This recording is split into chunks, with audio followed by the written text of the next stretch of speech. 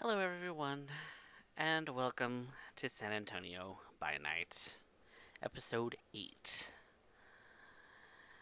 So, what the Coterie has been up to lately is uh, after doing some work for Baron Delgado, they started poking around trying to gather information on the different things that concern them personally, and ran into a Nosferatu named Bjor.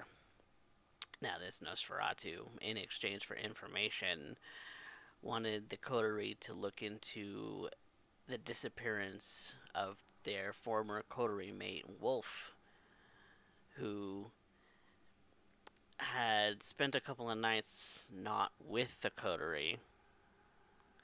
Urien and M didn't necessarily think too much of it until Bjor made it seem that he couldn't find Wolf either. After digging around with some clues, Urien breaking into uh, Wolf's former apartment, and the pair of them breaking into a house that Wolf had purchased in the hopes of starting a family. They found that the both were tidy, except maybe dusty and unused for roughly a week, a couple of days.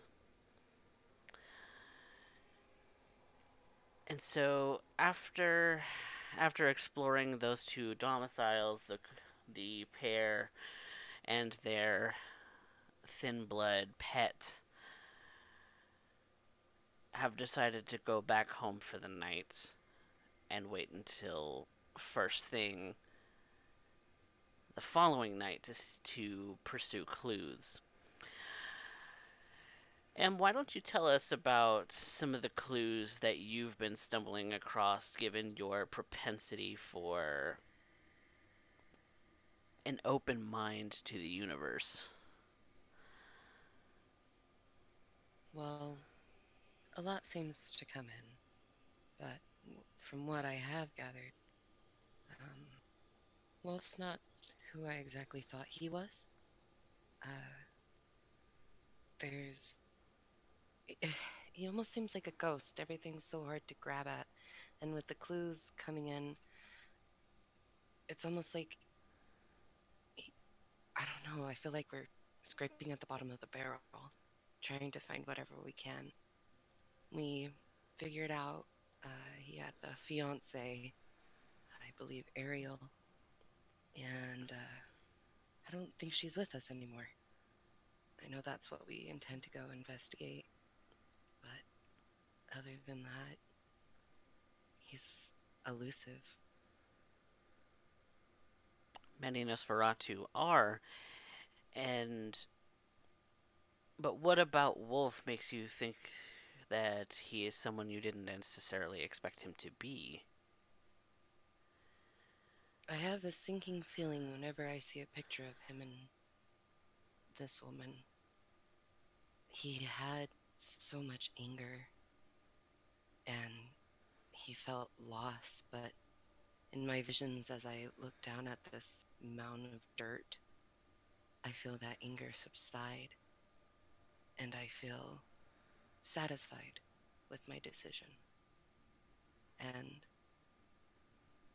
I feel like I'm experiencing that as Wolf. And I don't know, I always saw him as a big puppy. Hmm. So I guess I'm learning my lessons that you can't really judge a book by a cover. Nosferatu are certainly ones that come in all shapes and sizes. Yeah.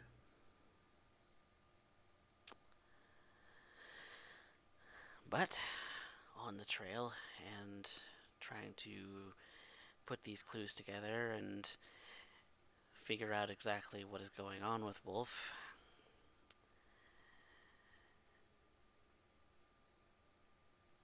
What are your thoughts, Urien? What do you think of this Nosferatu fledgling at this point? I am more perturbed as now the child has become my distraction rather than a pupil. A lot of my own plans hinged on Wolf and helping to build them up. But we have to end up taking what opportunities we can.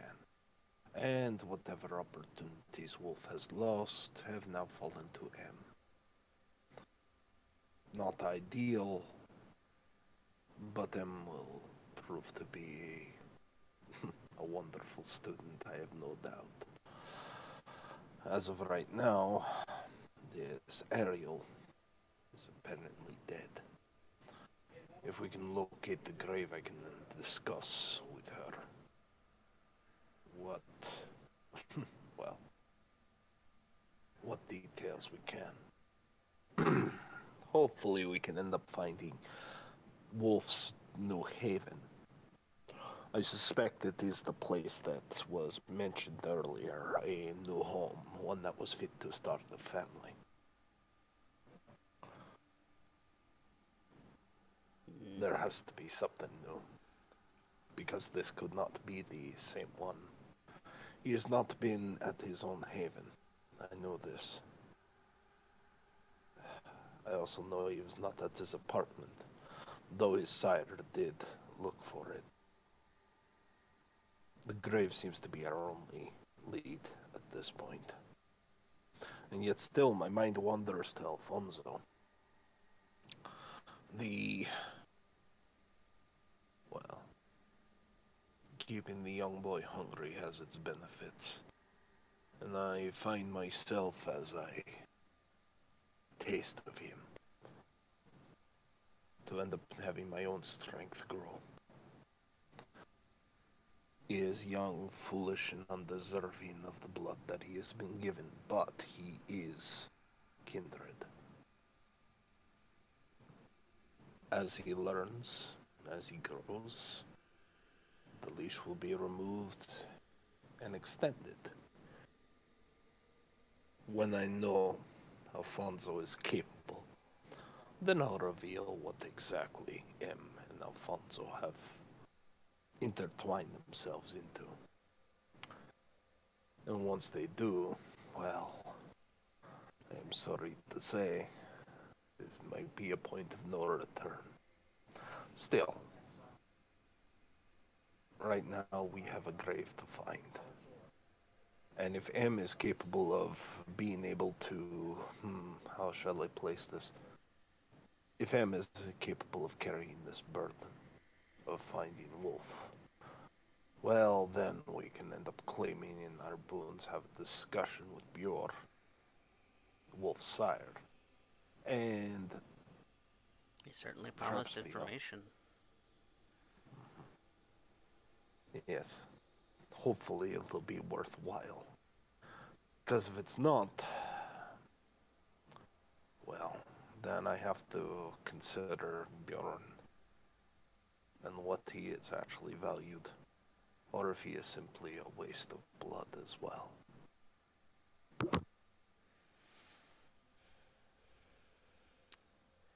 We shall certainly find out. It is a new night. The the pair of you have gone to your respective rooms and chained Alfonso to the basement pillar as per the usual bedtime routine. And you sleep through the day, none the wiser to what is going on in the daylight hours of the city, for the most part. But when the sun goes down, the kindred of San Antonio make their moves and wake. I would like both of you to roll rouse checks, please.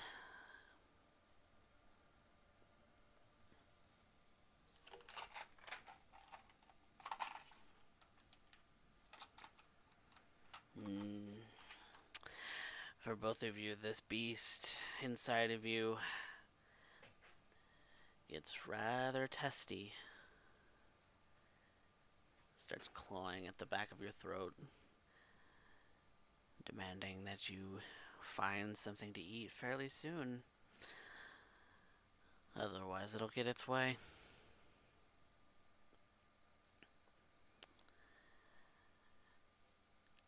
So, when you wake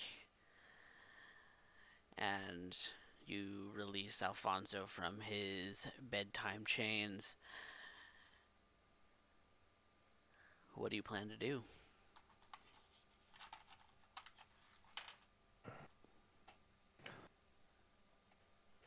Well, at this point, I will convene with M and discuss trying to find ways to narrow down the search. I think we've already narrowed it down to a few highways, but she knows exactly what we're looking for. I only have a loose description. I think M probably would have woken up and sat down at the kitchen table with the map sprawled out, just kind of looking at it, trying to pinpoint the location exactly.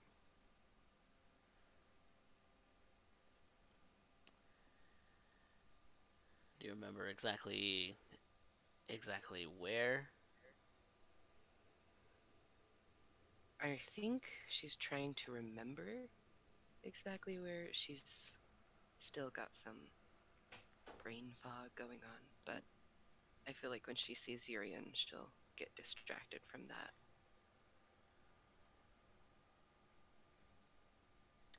So, as someone who has studied this map fairly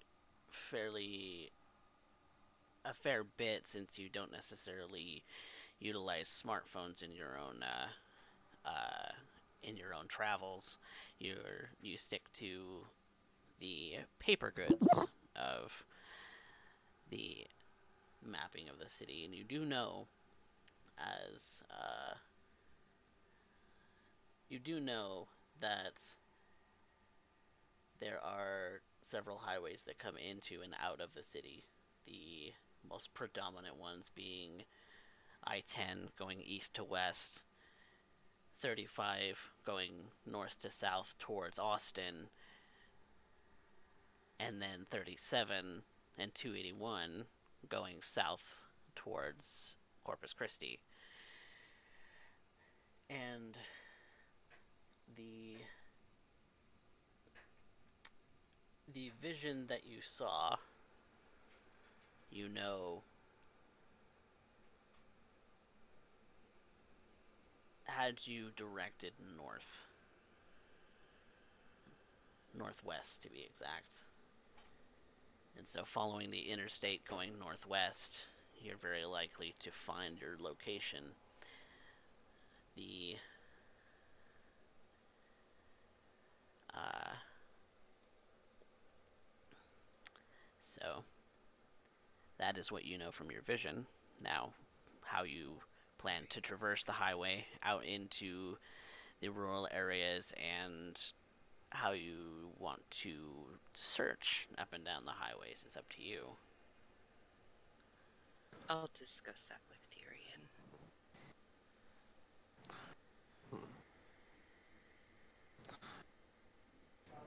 I am going to look over the map. Commit to memory where we believe that the murder took place. If it happened anywhere near the routes, then try and imagine, Wolf, are they the one to try and put it farther or not? The location, I imagine, is quite telling. So using this information and trying to take what I do know of Wolf, I'd like to see if I could guess along which route he would have more likely taken.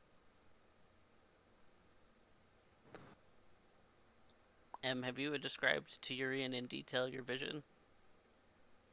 Oh, for sure by now she has. Okay, And definitely let him know in which direction uh, that she had felt they needed to follow. perfect. Then knowing that and going going northwest, you do. Let's see, what highway is that? I'm having an issue with actually seeing what that looks like. Give me 2 seconds to pull up my own map. Hmm.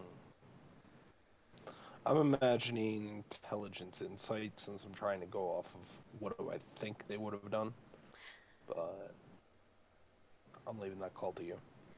Yeah, you can go ahead and roll an intelligence insight to determine if you can figure out Wolf's behavioral patterns and see if there's something that would uh, give you an idea as to how far off the highway he would need to go. You do remember that there was a highway sign and the interstate sign was in the vision. And this would be a +1 modifier since I'm going off of M's assistance. Yes, if she's aiding you. Well, she's the one giving me the visions. I think that's pretty much what she's doing at this point. Yeah, exactly. I will spend a willpower. All right.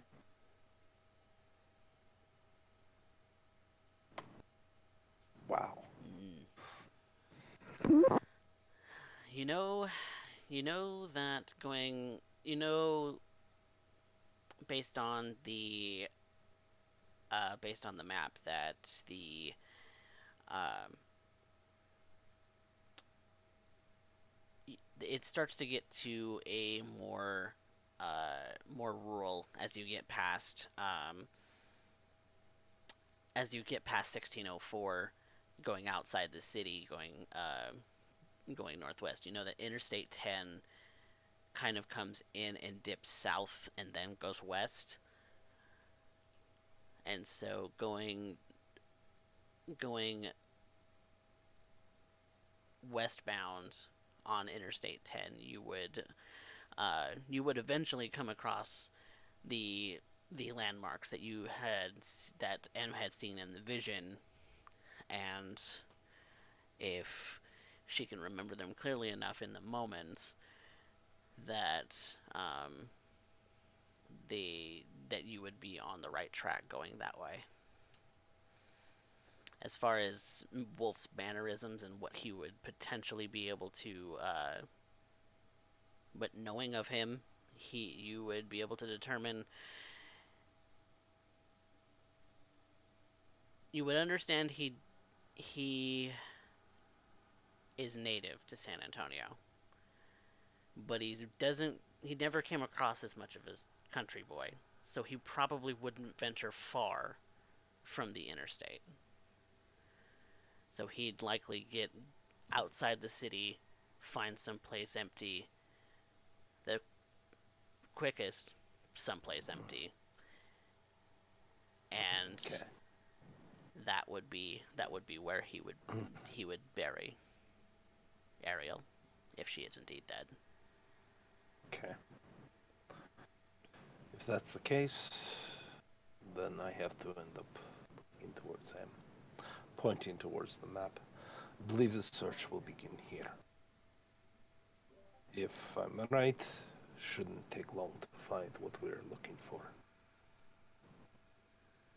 All right. What should we do to prepare ourselves? Well, I believe there is a shovel in the basement in the worst case scenario. Bring a few garbage bags, spare set of clothes. Oh, go on. Sorry, I I I don't trust Bure. um, and I feel like we need to keep our eyes out while we're doing this if anybody's following us. And if he is, he raises a brow inquisitively. Then I feel like I'd lose a juicy bit of information. He'd get something for free.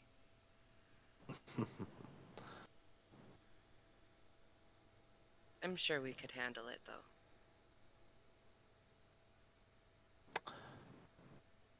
If you believe this is what he'll do, how do you account for it? Account for it, like why he would do it? If he will do it, if you believe this in a certainty, then what do you do? Not sure. Then allow me to end up worrying about it. And should the moment come to pass, well, let us just simply say that. Take mental note and hopefully learn something from it.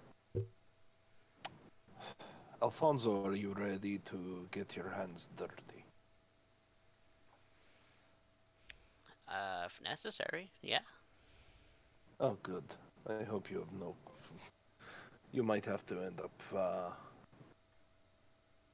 not likely, but maybe. You might need to end up doing some grave robbery. It'll be an interesting experience for you, I have no doubt. Can't say I've done that one before.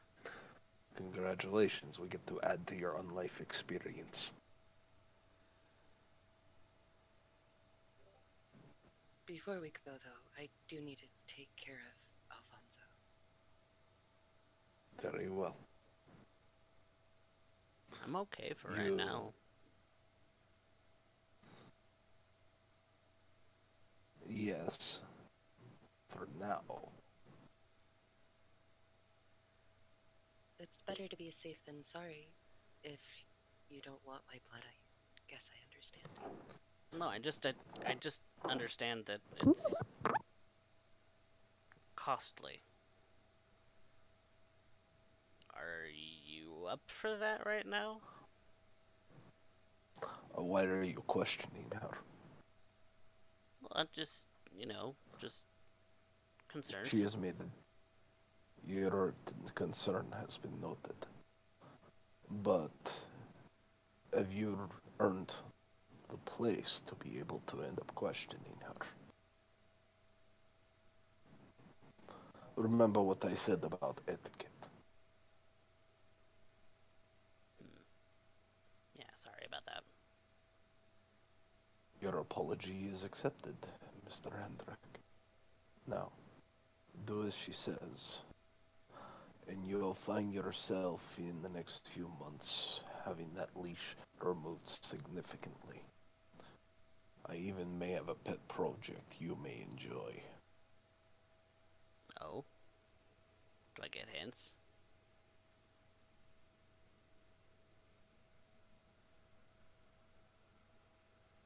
When I feel that the time is right, and when I am convinced you can handle it. For all I know, I might run across you having a skill set or a knack, a certain savvy for a different line of work. And I would much rather have you placed in a location and situation that you can benefit greatly from, rather than simply decreeing you will do such. Mm. You look at it as a perpetual punishment and misery. Punishment is built to better the individual. Justice is served when the accounting is made. I am cruel when I have to be, not because I want to be.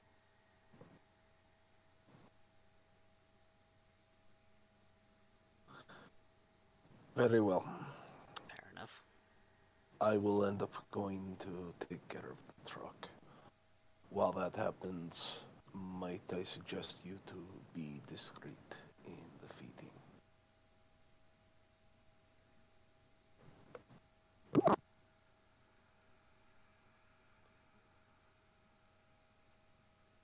Fair enough. So, how do you want to do this? I was just gonna give him a cup full of blood again. Okay. Then roll me a rouse check, please.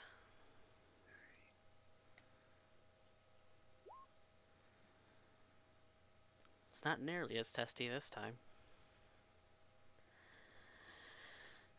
But you are pretty hungry. You're gonna have to feed soon. Am I up to 3 dots in hunger now? I Because actually, where did you start? I started at 1. Started at 1, and then then you woke up to 2, and then now Mm, you uh you only have the 2. That okay. that success doesn't increase your hunger. Okay. Cool. Thank you. You're welcome. And so when you when you pour your vitae into the cup, Alfonso is fairly composed, as opposed to some of the other times that you've attempted to feed him.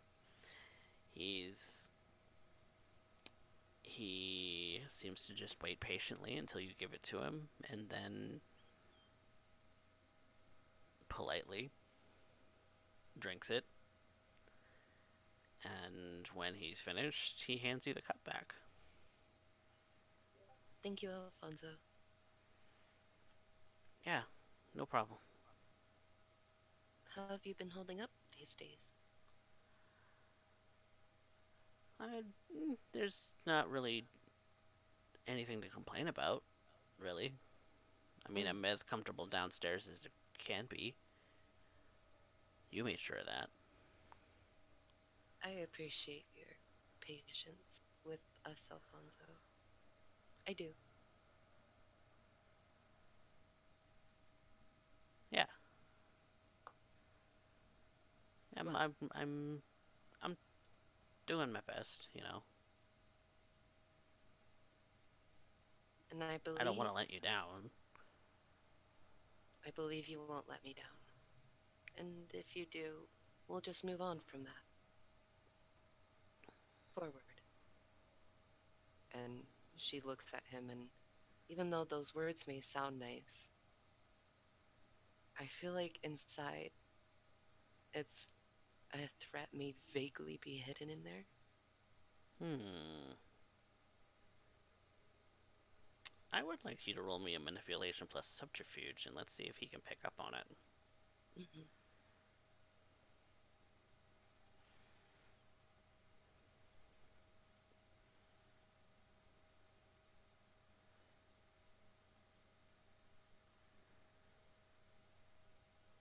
He doesn't know what you're veiling, but something strikes him as odd. But he doesn't question you. Hmm. He just kind of cocks his head a little bit, attempting to take it at face value. And then kind of make sure that he's pretty well cleaned up. He's not got any spots on his shirt or drips in his mouth. He just kind of looks at you, waiting for you to instruct him on what to do next. I would go grab a shovel and maybe a few bags, garbage bags, maybe. Just supplies like lights, flashlight. Like, no, we don't need flashlights, do we? And she starts just mumbling to herself. I'm not exactly the best to see in the dark. Are you? I'm not sure. Just, hmm. Well, Just if to you be need a safe. flashlight, grab yourself one. Yeah, and the shovel. Okay. I'll go Do you want grab me to some. carry these things for you? Yes, of course. Please and thank you. And he just If you're piling it on, he just accepts it. Hmm. Oh, yeah, she is. No mercy. He carries as much as he can, kind of maybe even loading one of the garbage bags with some of the stuff so that he can carry it more easily, depending on how much you're taking. But Not he too much, but. he kind of slings the bag over his shoulder, over one shoulder, and the shovel over the other, and asks you if you're ready. Mm, I should be. You got everything right. Urien's getting the truck. Hmm. Can you think of anything else? Oh, the map. We need to grab the map. Yeah, the map. And she rushes over to the kitchen table and rolls it up. Okay. I think I'm good. I've got everything I need. Mm-hmm. And let's go outside then. Cool. And as you walk outside the door, he's walking behind you, very pet puppy like. Not very close, but definitely close enough to be on your heels at all times. Mm.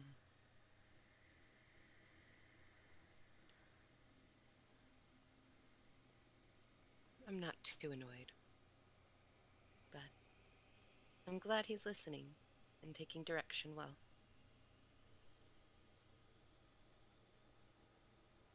He's I'm particularly proud. agreeable right now. Hmm. I'll just wait for Urien then. Urien's ready whenever you are. All right. And she's ready to go. Alfonso loads the garbage bag of additional garbage bag and other supplies into the back of the van with the shovel, taking the map out because he's pretty sure that you guys are going to need it to get directions, and sits in the middle of the back seat, exactly where he sits every time.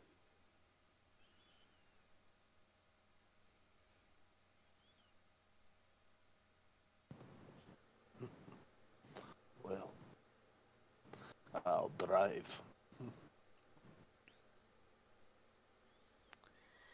And so all three of you enter the vehicle and begin to drive northwest on Interstate 10. The the traffic is not sparse, but it's not terribly empty either. You have those early nighttime drivers, those overnighters, those who are going to their shifts, to their day jobs, to the bars that that intersperse the interstate. This being one of the major thoroughfares into the center of the city, you a lot of people are leaving downtown in the same direction that you are. And so there's but as soon as you hit the outer portions of the northwest side of the city, going towards 1604 and past it, the traffic is lighter. Not many people live out this far and make their way into downtown. You pass a few exit signs. Nothing looks super familiar so far. But I want whoever wants to take points on wits plus awareness with a +2 so that you can pick up on any landmarks that you may recognize. I only have 3 in that pool, so I believe Emma should be the one taking on point.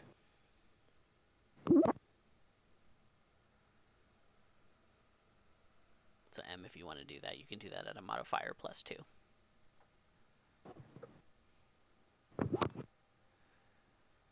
Because Alfonso's looking, Urien's looking as much as he can, and you're concentrating on looking, since you know what the area is supposed to look like from your vision.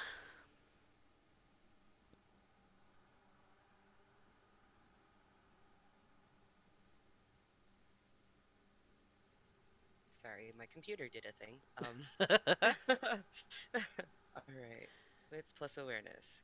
Got it. Yep. +2 for the assists, and any other modifiers you may have for awareness, if you have any. I don't think I do.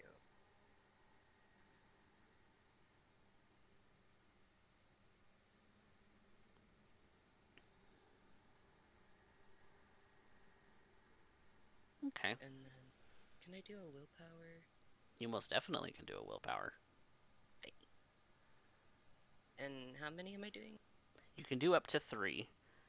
Cool. So you can... Ooh. That actually turns into a bestial crit. Pew. You focus your eyes as you're watching outside the window. You stare out into the dark. You stare.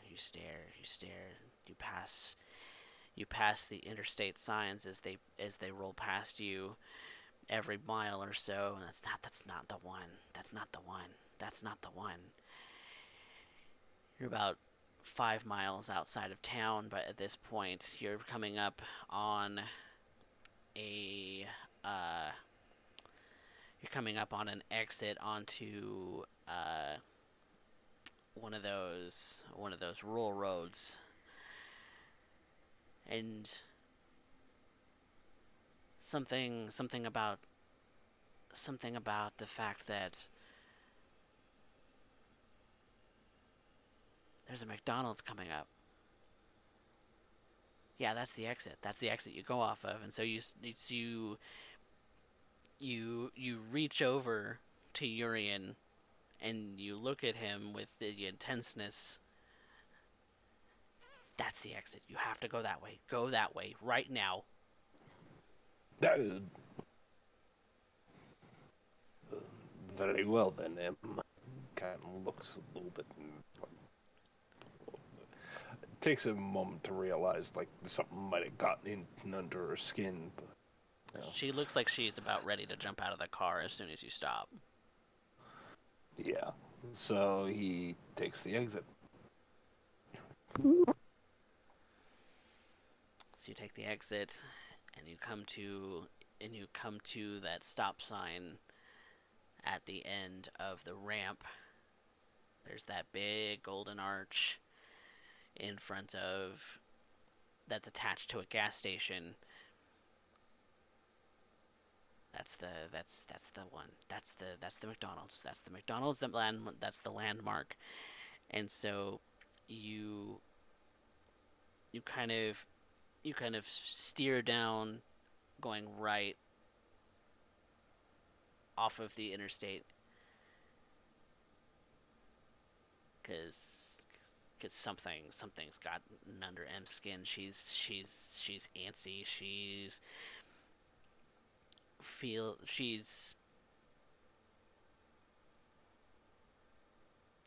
on the right track.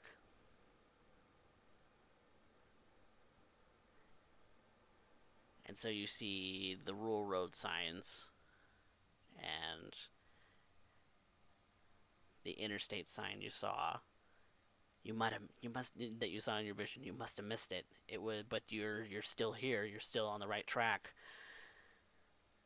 You follow the rural road a little ways, and again, it's You're almost going slow enough that M's gonna want to jump out of the car.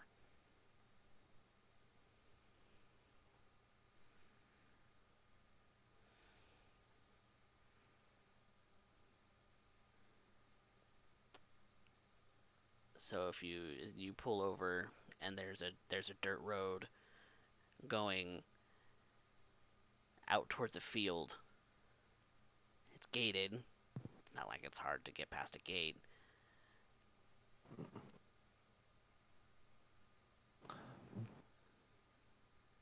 Is there any signs that somebody is driven down here recently? Wits or resolve plus investigation.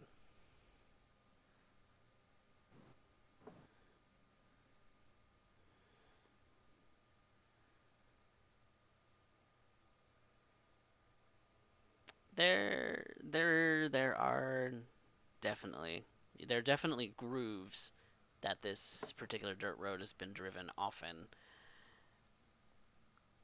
but there is some recent indentations in the sandy, silty dirt that Texas is known for. Any footprints? Not at this point.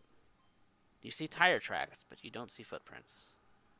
We're quick to pull this vehicle off the road at this point and look about. Is there anything that we could, any mound, any better spot, or any place where the grass is just starting to grow?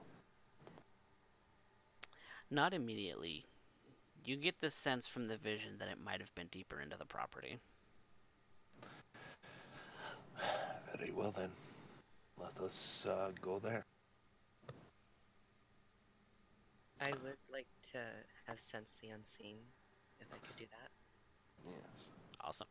You you open your eyes and allow yourself to see that which does not want to be seen or can't be seen by the naked eye. You don't see anything so far, but you keep your eyes open as you're wandering.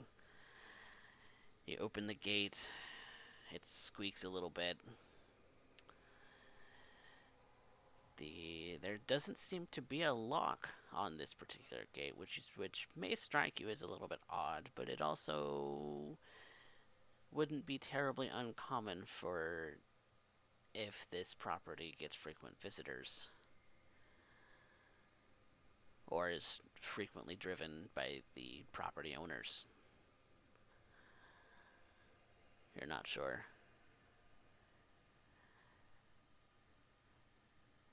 But walking in, it's dark. There's no you see the haze of the lights on the horizon from the city. But out here, it's just the moon and starlight.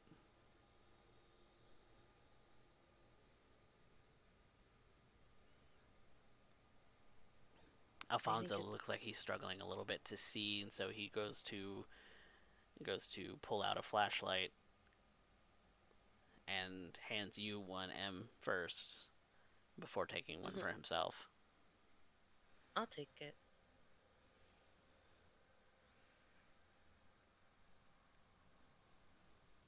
So we're looking for a a grave site. One can hope.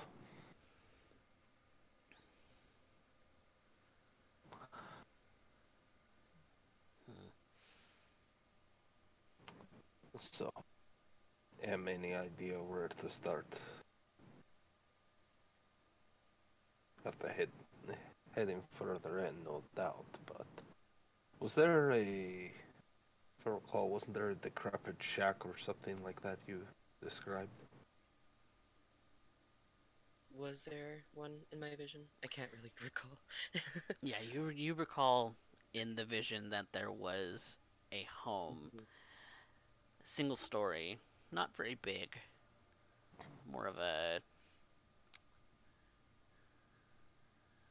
more of a farm cabin. Mm, Mm. okay. Well, yes, there was something similar to that. Almost like a cabin of sorts. Something rural. Maybe we should keep our eye out for it. Fantastic. It's at this point, Urien's eyes begin to glow a distinctive red. He starts to observe around him. It's enough light that if you'd be close, you'd be able to end up seeing red glowing eyes, but from the highway, you wouldn't see much more than. It would be like trying to see a lighter. Mm. He observes, trying to end up scanning the horizon, looking for anything that would match him's description, and continues inward. With those eyes granted to you by your vitae, you you do see in the distance that there is the shape of a shack. You don't necessarily see any details of it right now. You're too far out. But you do see the outline, the shape. Behind it, there are some trees, some shrub, some scrub brush. Very typical kind of rural Texas landscape. Texas isn't known for having too many trees, even out in the boonies. And when you do see them, they're not very big. But you travel towards the shack. Now, are you walking up nonchalantly, or are you trying to disguise your movements from any potential onlookers? I feel like I probably, well, would have used I forgot what it's called, the silence of death. Yes, that will definitely quiet your movements and you will be like a ghost. And she will try to distance herself from Alfonso and encourage him to keep that distance for her sake and his. He will comply with your wishes and he will, to the best of his ability, keep himself as stealthy, as quiet as possible.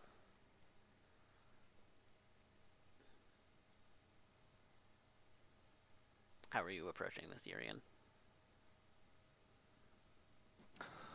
I do, so I don't see anyone or anything that would imply that someone is currently living here. Do I understand that correctly? There are no lights in the cabin. So far as you know, it might be empty, or the owner might be asleep, or. I am going to use Sense the Unseen. Okay. So you sense the unseen. Both of you, when you look around, you don't see anything immediately in your vicinity. Then I will approach under cover of darkness. Then I would like you both to roll me a wits plus stealth. And M, I'm going to give you a +1 for silence of death.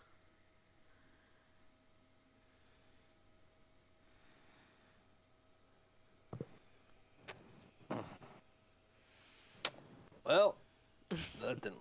Garrett dice strikes again. Mm. Oof. And there's also a 1 in your hunger dice.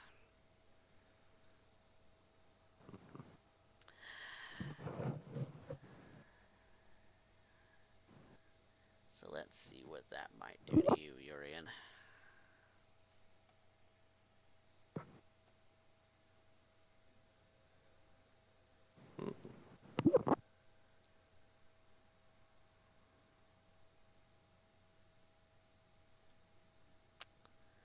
Let's look at that and see what that does. So, Urien, you can't be bothered with silence. This is this is something that you're doing on purpose. You are making sure that you are the presence to be seen right now. You are under the compulsion of dominance. You must overpower something at some point tonight. Fair enough. Otherwise, you're going to have a hefty penalty. So you walk, not necessarily caring that the scrub brush underneath your feet are cracking with the summer heat dryness. Not necessarily all that concerned with the fact that the other two members of your coterie really are trying to be much more quiet. Alfonso kind of just taps your shoulder a little bit and says, "Are you not trying to be quiet right now?" Don't question me, Alfonso. You are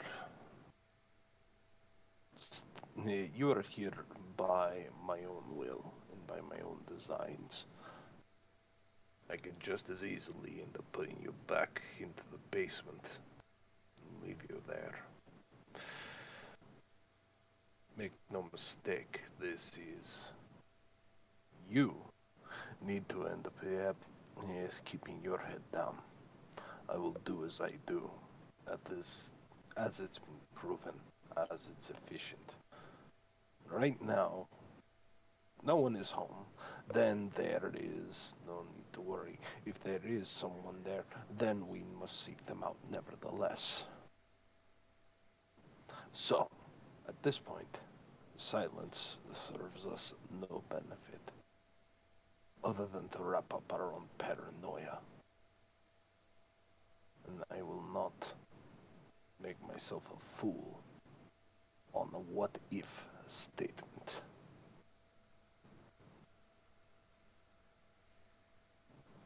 Gotcha. You best return to M. She I told will handle this. she told me to kind of keep my distance.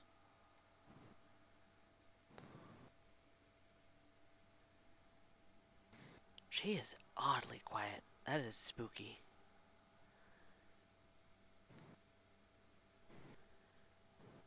Maybe you'll know that quiet soon enough if you...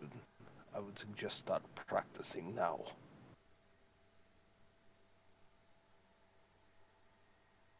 Lest I find a more permanent solution. Alright. And he just kind of falls back from you. Still maintaining that he's going to move quietly, but isn't really wanting to push your buttons. Yes.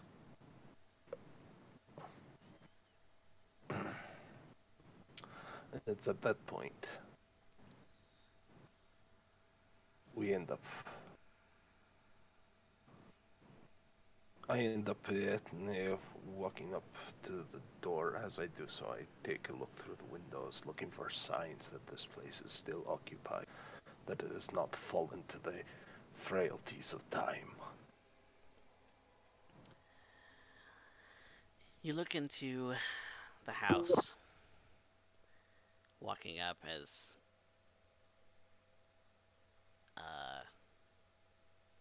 almost carefree as you are, and there's no lights on in the home. There are no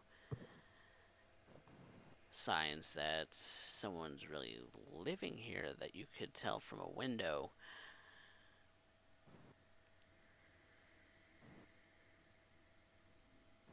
But there's a scent on the air.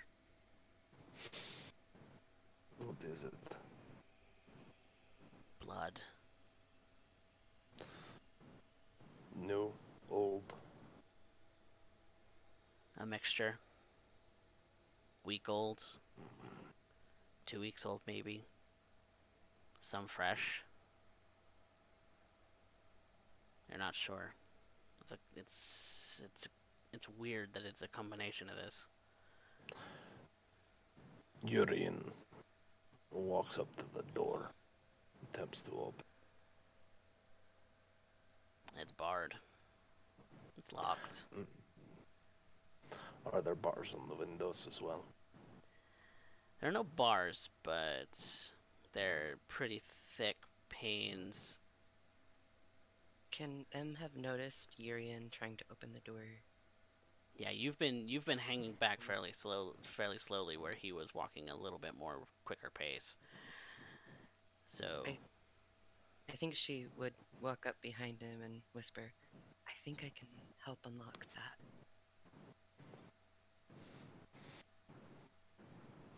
Get to it.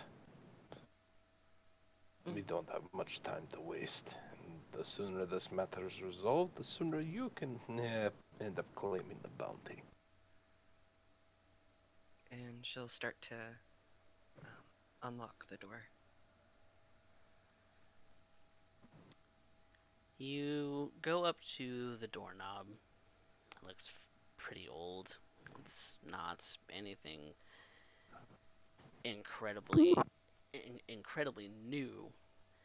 So go ahead and give me a dexterity plus larceny. Okay. And if you have lockpicking as a specialty, you can use that as well. I do.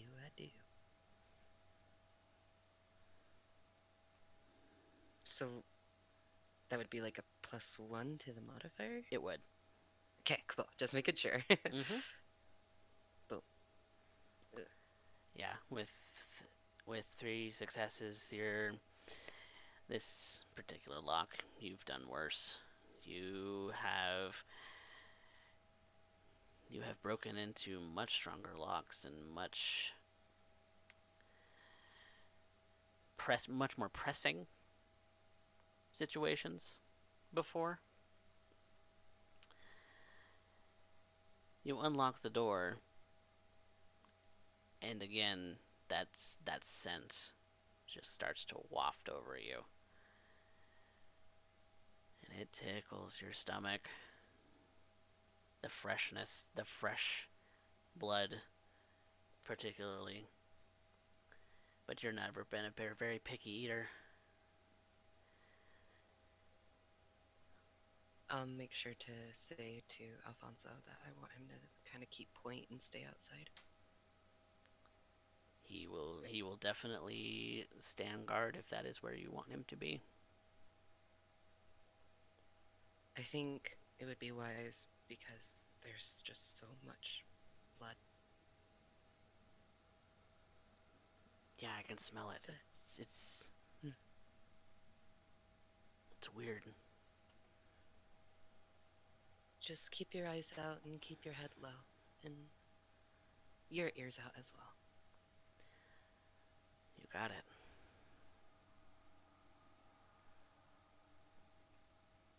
Did you get the lock finished, Im? Yes. Fantastic. So at that point, Urien just goes through the door. Oh.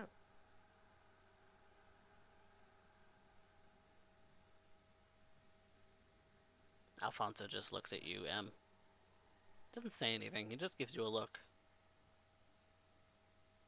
What kind of look like?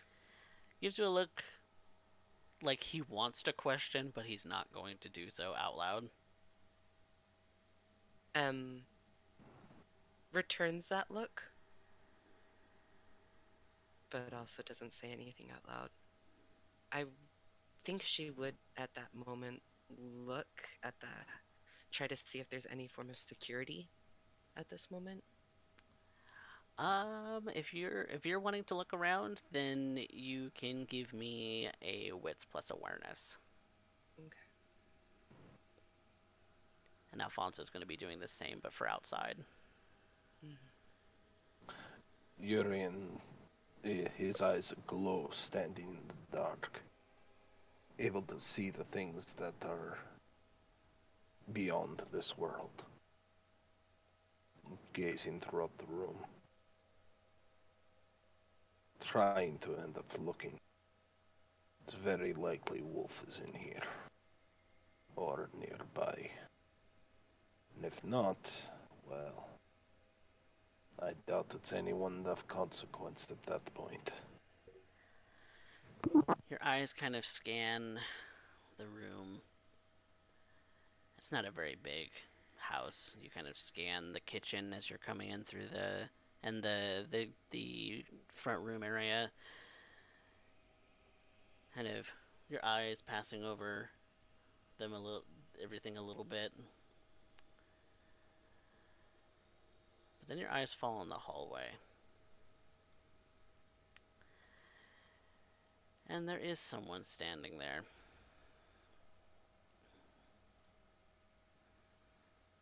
You do see Wolf standing as still as a statue.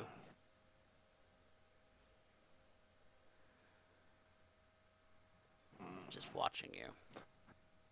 Is there blood upon his jaw? You don't see it immediately. But he does see that you're staring at him.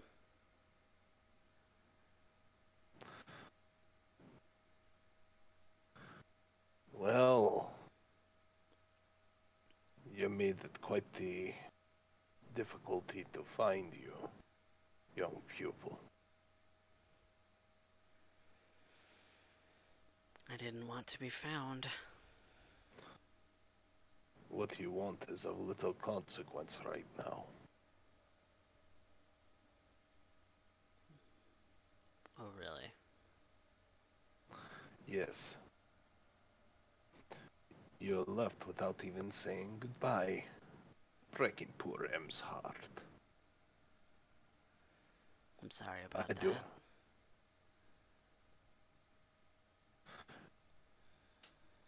And here I was just going to end up asking your dear beloved where you were hiding out, but I suppose now I don't have to ask her. I can ask you.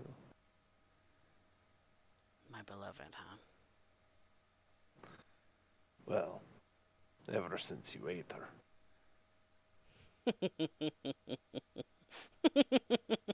You think I hate her? Oh, no, Urien, no. No. That is. No, you see,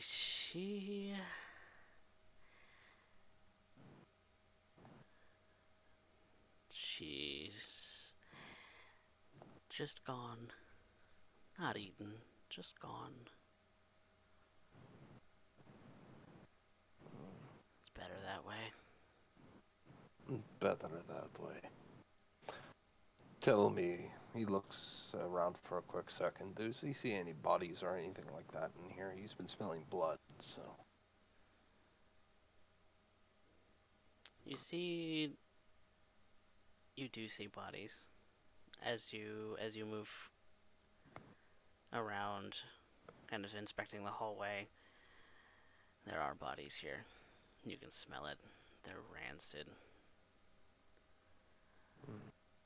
Are these your leftovers as well, Wolf? Maybe. I asked you a question. I would suggest end up giving a very precise reply.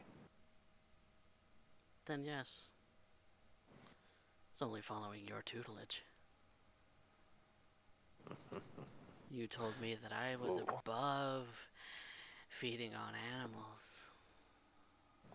yes, you are. I only took And your advice. uh, more missing people. Well, In the middle of nowhere, who's gonna miss them? Not I. Still, right now, your sire was wondering where you ran off to. I have to admit, if you had a lovely apartment and even a more beautiful home, I'm surprised you didn't stay in there. Luxury, like in a wonderful cellar. Why would I go back where he can find me? I don't want him to find me. Why not? He is your sire, after all. He's my sire, but I don't have to like him. I don't have to give in to him. I don't have to be his tool.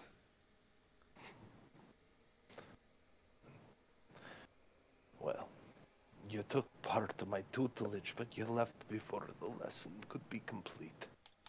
And now we are in this awkward situation. So, at this point, Wolf, where do we go from here? Do I drag you back sniveling, screaming? Do we make it all better? Is this where we kiss and make up? No, because I don't think Mommy would want that.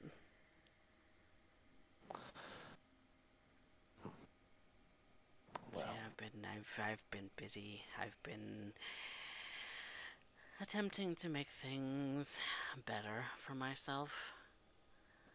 fantastic. And what strides have you made?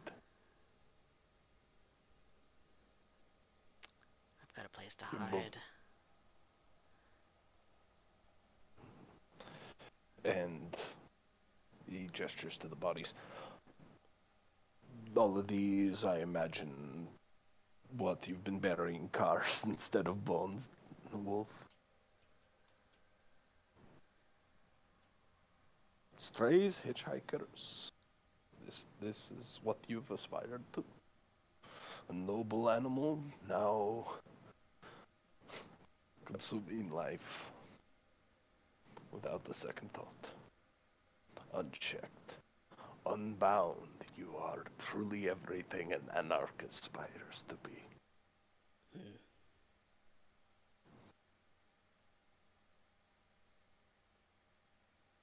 They were worthless.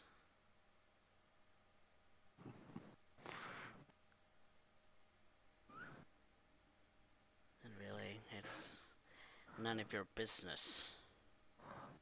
It is my business when you are put under my charge and decided to leave without notice and not so much as say goodbye. It's because I don't need you.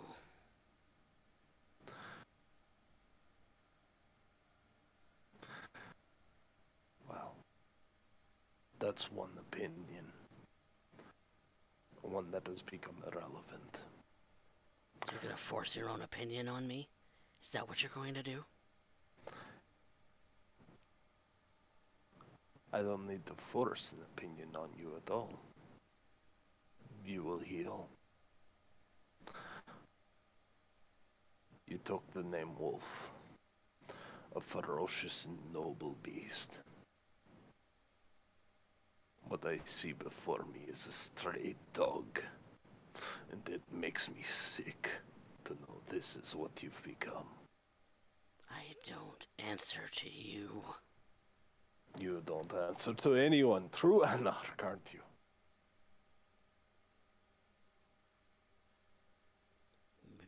Maybe that's exactly what I want. Is just freedom. To do what I Freedom, want. To do what I please. To make Mother happy. mother. Mother, to make mother happy. And who is mother? That's all that matters. She is all that matters. That's the only thing that Well, matters. You don't matter. that is where you're wrong, Wolf. Thus far, I've, outside of the door, and maintaining a modicum of respect, but be very careful. This, while maybe your haven, is not your domain.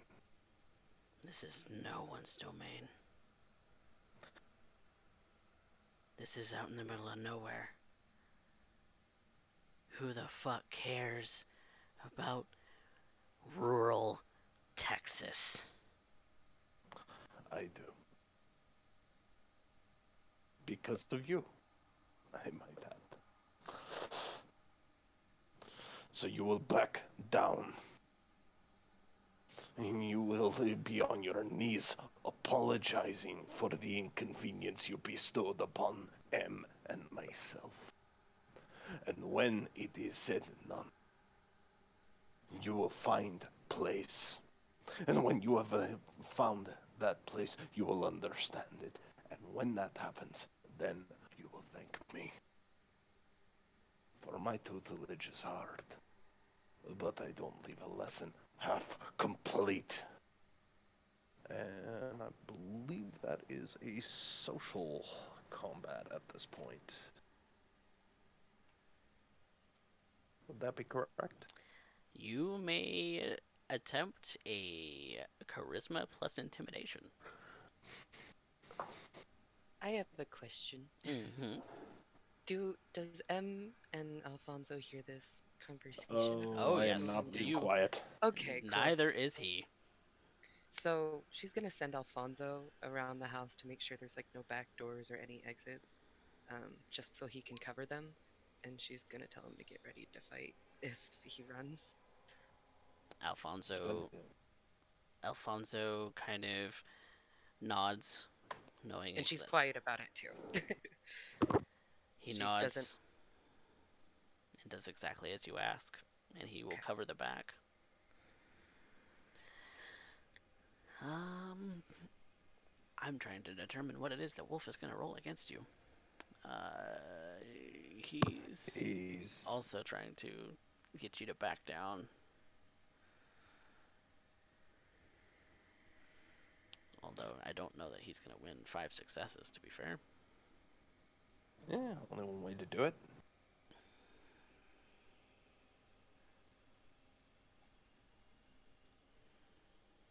Nope. Nope. So he loses by 3. Yep.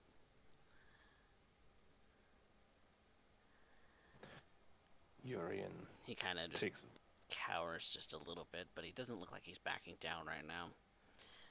Urien's fangs will yeah, come out as he takes another step forward. You're just He like Pure. do Forcing your not will on me. do not ever compare me. He raises his hands out and open as a holy man. Do not compare me to that mongrel you call a sire. I am far more than that. And you could have been too. But you could not exercise patience. So you will follow the knee. You will beg my forgiveness. And when you have done so, then we will start over. I will make it very clear to not only you, but to Bjorn, that I am not to be pushed, not to be trifled with. I don't give a fuck about him. Then we have something in common. Take the knee. No.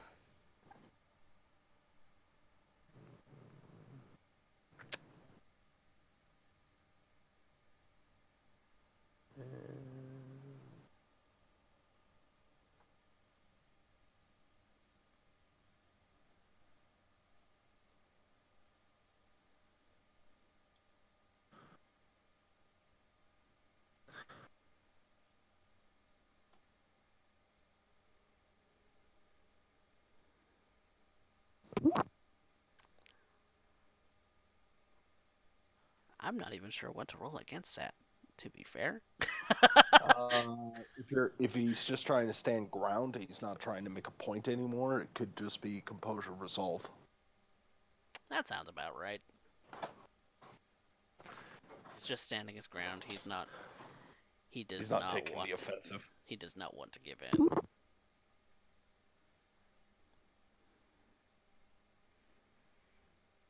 He is going to spend a willpower and reroll. Then I will do so as well. He's losing willpower real quick, isn't he?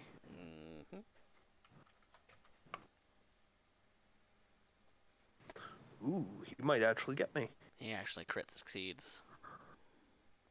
5, 6, 7 versus 6. So I lose willpower. Mm-hmm.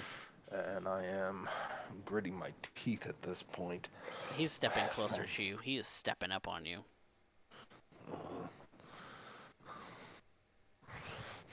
Get out! No. Not without you.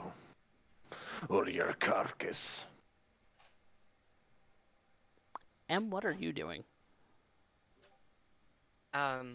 She was kind of waiting for a cue, and when he says carcass, she's going to charge in and but also kind of yell for Alfonso to go in, like to come in as well, to try to back each other up.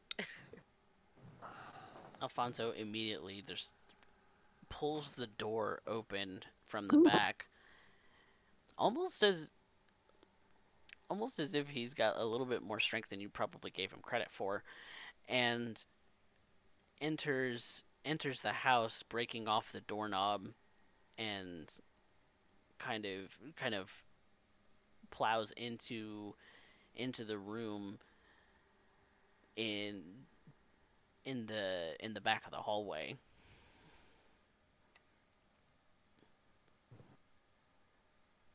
Kind of waiting for your cue. She's behind Urien, backing him up. Almost waiting on his cue.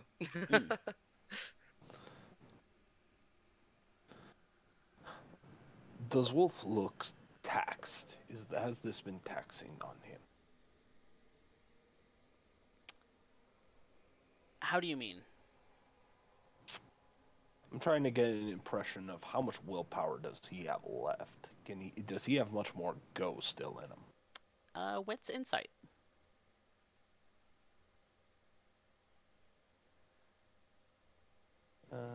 Wits, insight.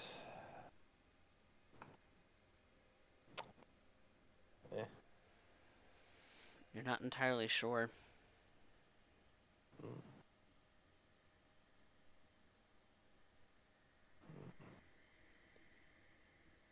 Well, you'll leave here one way or another, now, Wolf. You place yourself. Now that I have an audience, this becomes a lot more interesting than social combat. You disgrace me, and you disgrace M. And the one person who you wish to preserve their life, this is the example you set forth. Whose life do you think I would want to preserve? You hear that, Alfonso? First he pleads for your life, and now he succumbs. Now you understand. This is what we become, lest we guard ourselves. This is why you are under my tutelage, Em. Without it, you see what will become. You are small, Wolf. You have become all the smaller. You talk big for a small man. Because I'm bigger than you'll ever be.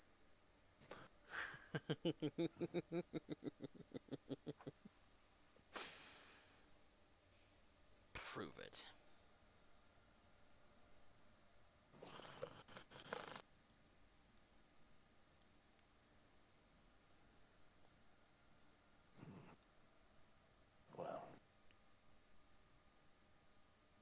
if I need to end up proving it with brute strength. You and I both know what happens. You don't get out of this alive. And there is still a soft spot in me that looks at you, and I do need a new puppy to just sit on the porch. You have no respect. Because you have not earned it. Take the knee, and I will consider it an apology. Do not, and I will rend you from bone, blood, sinew, and ash. And let's do that again.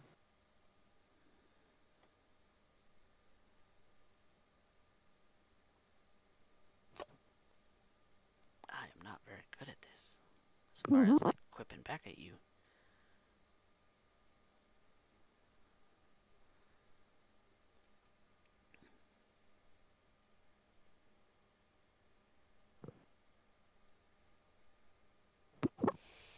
He snarls. You can see on him now, it's plain as day. He has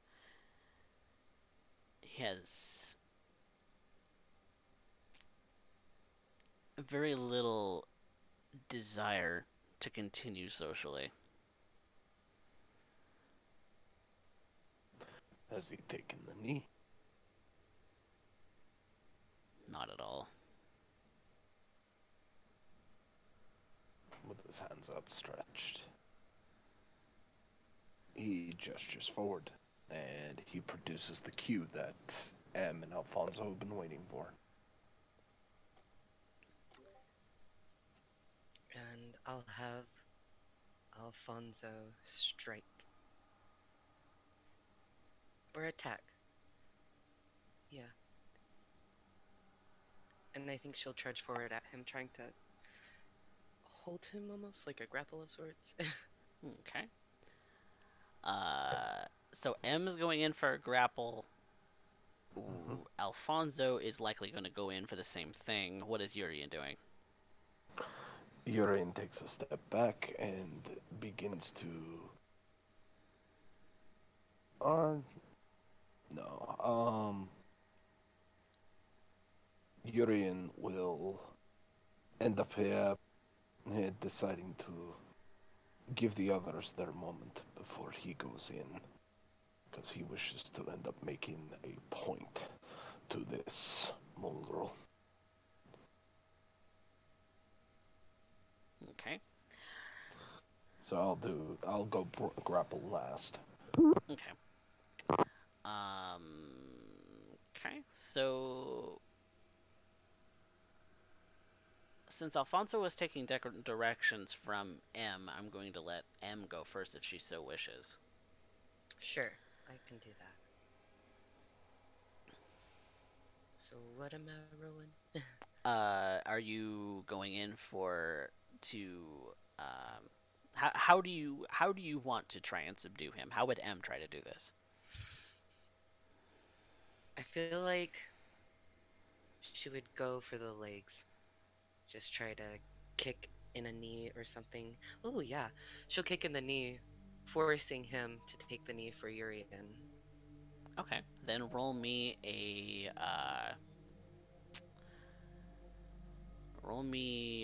strength plus brawl,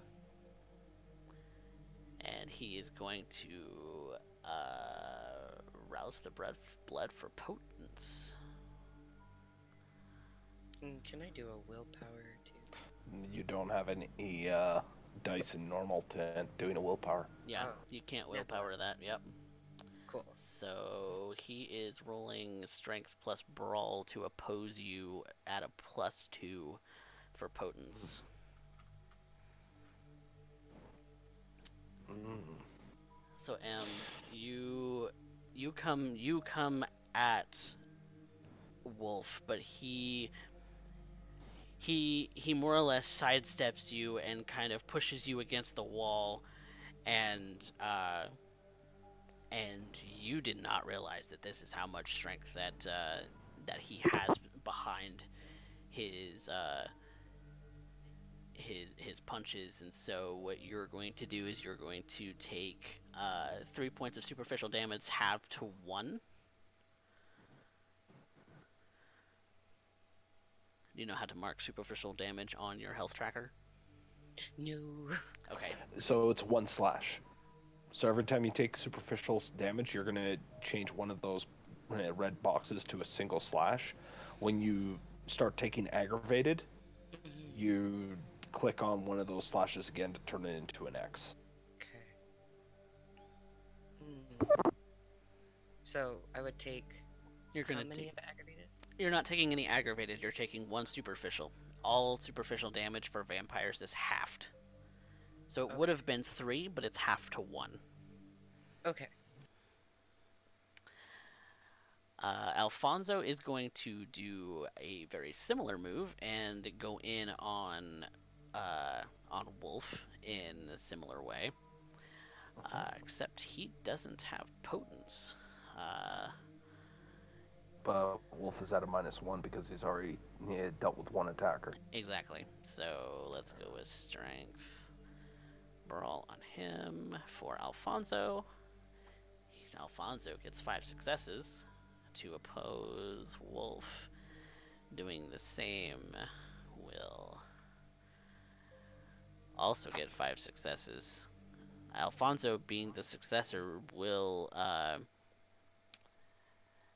there's not going to be any damage taken, but they both kind of get in each other's way and are not able to land anything. Um, but if Urien's looking for an opening, that might be it. It's not gonna be a good one, but we're gonna try it. I am going to take a 2 dice penalty, Mm-hmm. and I am going to bite. Okay, for a called shot, that's going to be a strength brawl -2. Yeah. And to force you off of him, Uh, he's going to do the same thing. let's see here. And it's going to be technically a -1 because I have a specialty against kindred. Okay, perfect. Not good. Urien, he sees that shot. He sees your fangs bared, and he knows exactly what you're going for, and so he does everything in his power to protect himself in his vulnerable spots, to to keep you from landing, and instead gives you a not a meaty left hook, but he definitely socks you in the jaw. So you're gonna take So, 2 points reduced to 1. okay, so that's superficial? Yes. Okay. Yeah. And that is not good. Urien takes that shot to the jaw and feels his jaw crack. For a moment, he's having a flashback. God, this scene is too familiar. Far It too disgusts familiar. him. But it must be done.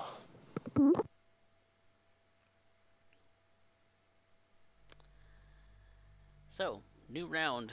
Who's doing what?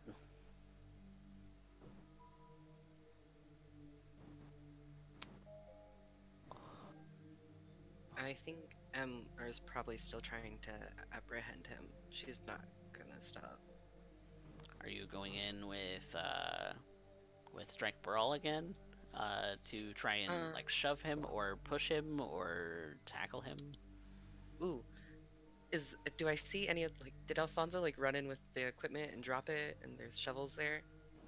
Alfonso dropped all of that at the back door because he's better with his fists than he is with a weapon. Okay. Let me look real quick. Sorry. I feel useless. No. um. um. Man, I think Emma's a little frightened and shook right now because she sees Wolf and he was her friend for that Mm-hmm. short moment of time. You're Um, definitely seeing that angry face in Wolf, that that desire to just to be free, but in a very angry way. mm, um, crap. Okay. Sorry, I'm trying to like think.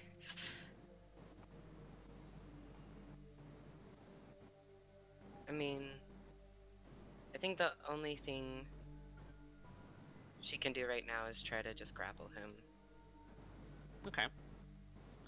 So that's that. Are you looking to keep him from moving? Is that what your that's that your aim? Oh yeah, I'm trying to give Urien an opportunity to do what he needs to do. Okay. Urien, what are you doing?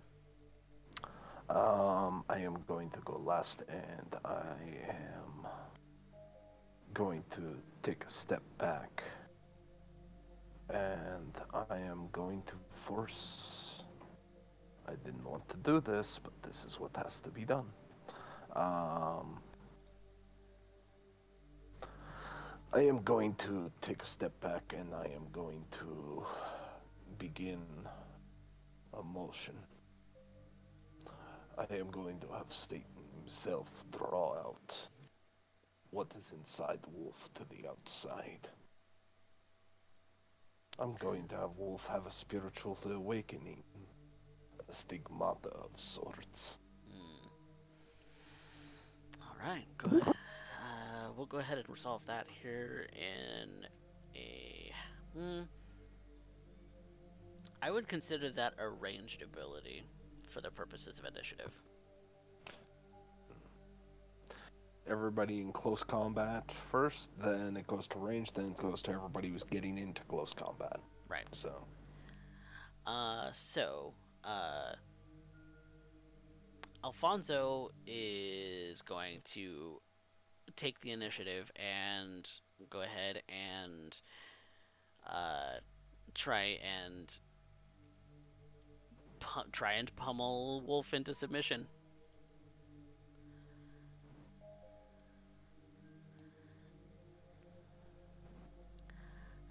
He's going to spend a willpower and actually try and re-roll 3 of those. So he's got 3. Let's roll for Wolf. Strength brawl. So what you see is Wolf. Alfonso goes in for another punch to try and knock Wolf off his feet. You, but Wolf sees it coming.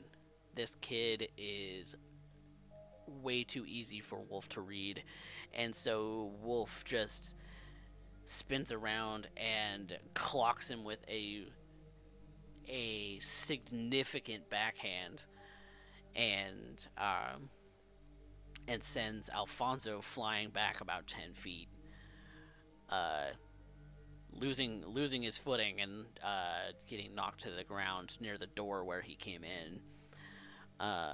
So Alfonso is going to take 4 points. I'm not sure if that would be counted as superficial or aggravated because he's thin blood.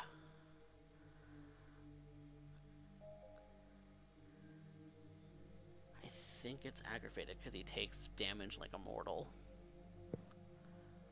hmm does the Wolf have any abilities that end up making him cause damage to aggravated, or Yes, to he has aggravate lethal. damage to mortals? He has lethal body. All right, then that applies. Yep. So when Alfonso goes down, he is bloodied. He is on the ground, going nearly through the wall that that you see behind you all. And he looks like he's spitting out blood. Um, Next action is M. Um, I'm gonna go run to Alfonso. You're changing Yeah, if what you're that's doing. possible. If that's possible, because if she saw what happened, she doesn't want to mess with that. And even though she is tough on Alfonso, it's still her responsibility.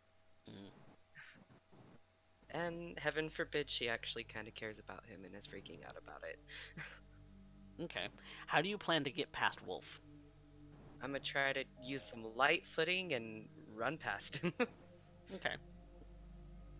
Then I'm gonna call for a dexterity athletics because he's still gonna try and clock you. That, yeah.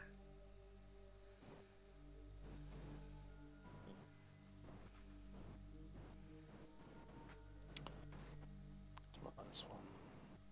He snags you again, M. He is not letting you pass, and he is essentially shoving you back into towards Urien, potentially even into him. Uh, so you're gonna take two superficial damage reduced to one.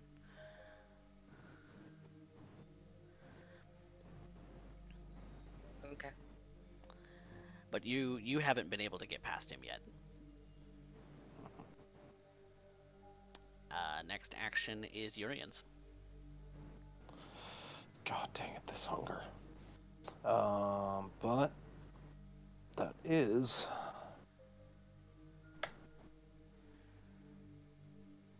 Okay, and what is the defense roll against that? versus stamina plus composure, and I am spending a willpower. All right, he will roll stamina composure. So he's trying to beat 5. All right.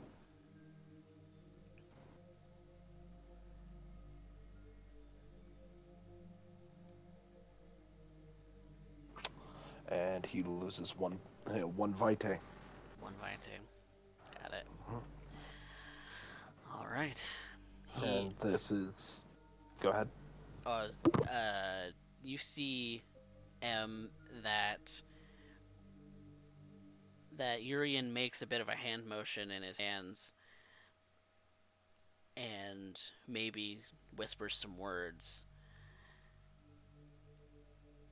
And the next thing that you see after you kind of clear your head from the daze is that there is there is blood seeping out from uh out from Wolf's eyes, his ears, his mouth, the little scratches maybe that have been inflicted on him so far, if anything, but all of them start to gush vitae, almost almost like it's being pulled from him.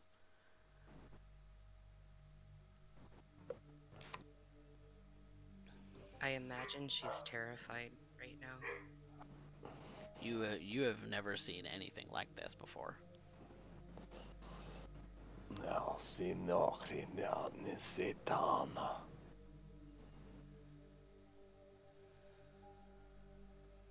All right.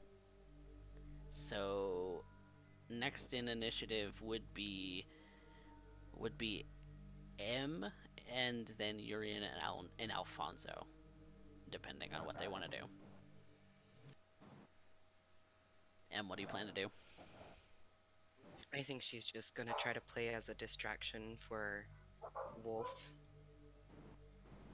Okay. Are you going to say anything to him? Or are you going to? Sorry, a doggo's barking. I think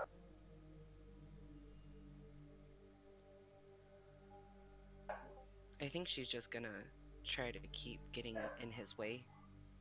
Okay. She's not gonna say anything because, I mean, if Urien can get to him, she doesn't believe she would be able to.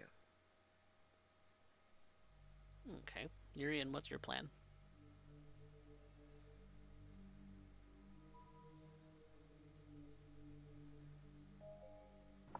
assuming that they end up looking at this, I'm just double checking a rule. Mm-hmm. Because I have a plan, but whether that plan actually works in this situation is a different story. Mm. Let's see here.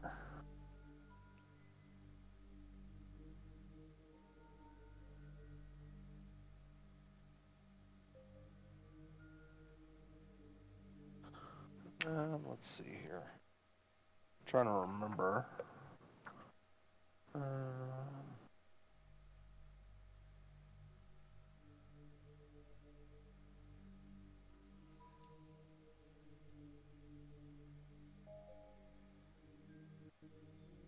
Okay.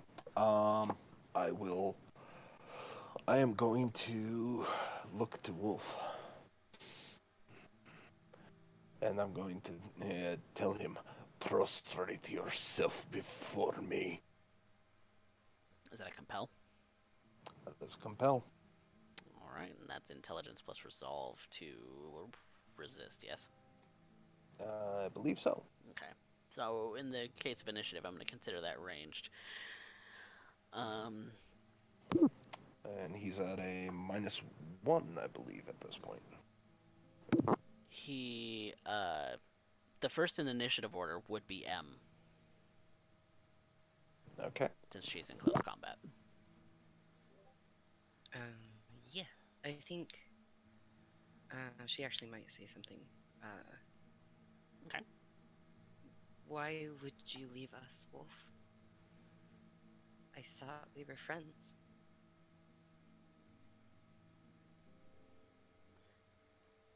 I need to please Mother. I need to make Mother happy. This is what she wants. Mm, Are you still going for a grapple or no? yeah, Okay. I think. Oh, actually, Unless you have something else up So your sleeve. I'm.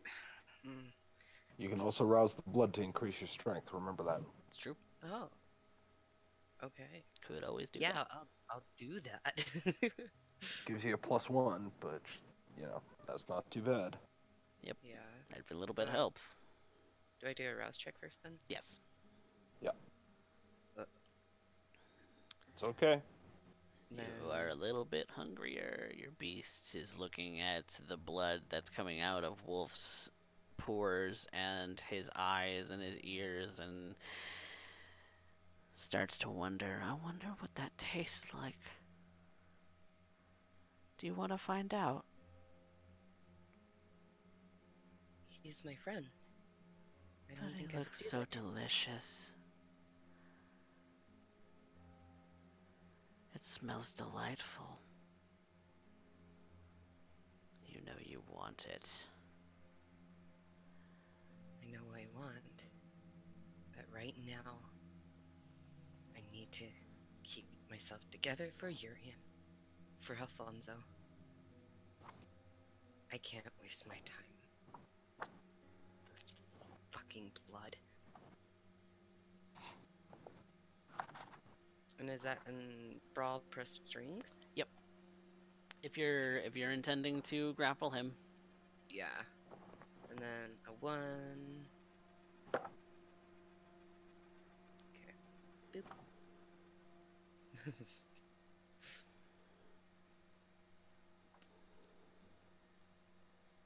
and he is taking a big old swing at you for and he when you go to grab him again, he can telegraph your moves. He can see you coming a mile away. He he sidesteps you again and then forces you again into the wall and holds you there with his hand.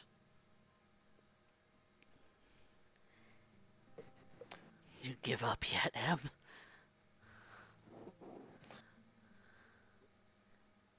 You know I won't.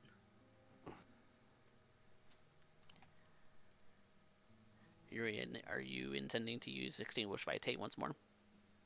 No, I'm intending to use. Yeah, I'm intending to use compel. Oh, compel. That's right. And if I recall, Mm-hmm. he's already acted. He's -1, and if I'm reading the situation right, he doesn't have any undamaged willpower left, so that's another -2. So -3 on his rolls. It's true. And And that's an the command. intelligence resolve, right? Yep. At a -3. And a -3. Uh, Oh wow, I'm not rolling well, but he's not rolling much better. yep, he is.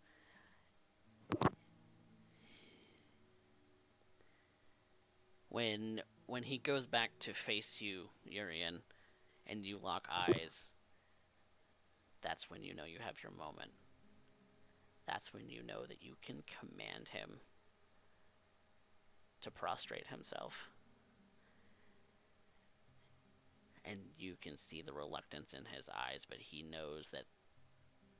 But whatever it is that powers the vitae in your veins exudes enough presence to force him either out of fear or some other desire to lay himself prone on the floor. But his eyes meet yours again and they are red.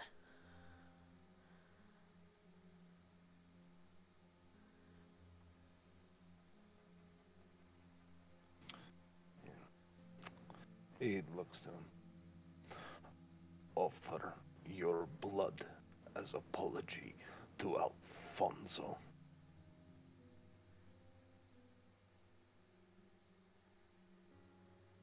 Why? Oh, you're going for a compel again? Alright. Yeah. This would technically be a new round and Alfonso would have had a turn by now. Yeah. Alfonso getting up from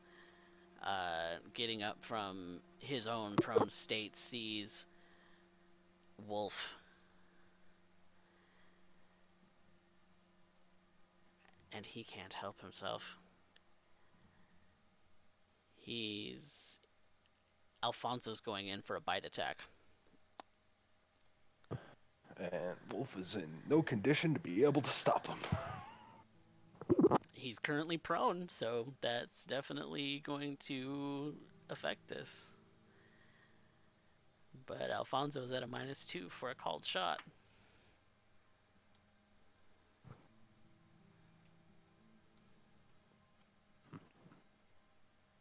And then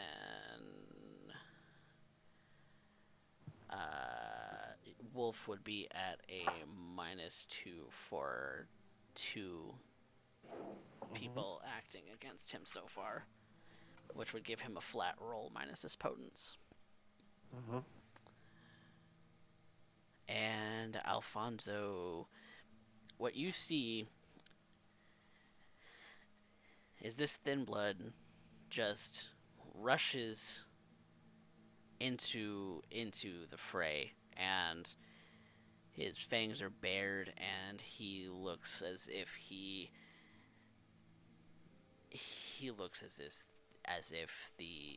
Wolf is the most tasty morsel that he has ever seen. He sinks his teeth in and starts to drink from him. Wolf is taking 2 points of aggravated damage because it is a bite attack. And so, and also steals 1 point. No, can he do both? That's a specialty. Oh, You have to either steal Vitae or you're doing a bite attack. well, he's biting him with the intent to steal next round. Okay. Alright. So, in a new initiative, is anybody doing anything else, or is they going to let Alfonso just have his way? I think Em would just let Alfonso have his way. For now.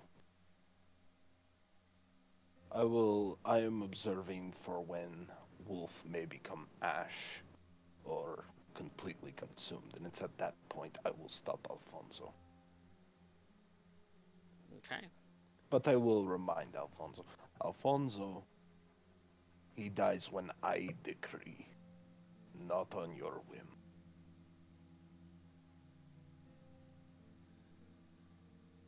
And M does reiterate that to Alfonso, so he does listen. Okay. Well,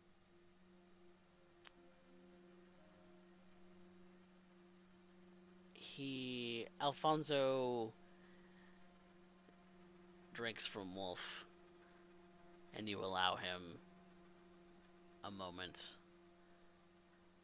2 moments.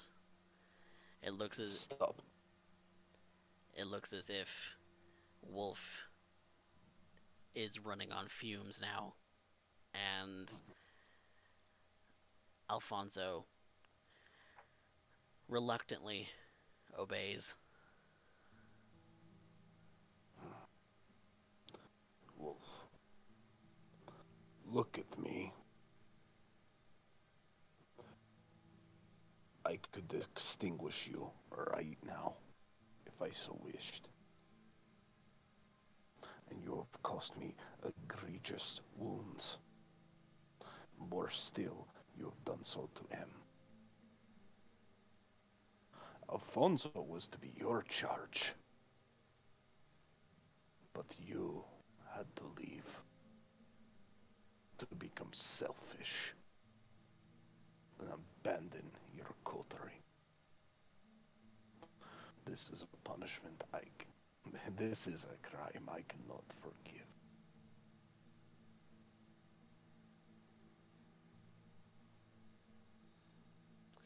I would rather die than be And a yet, slave. I am so glad you have suggested a point of your punishment.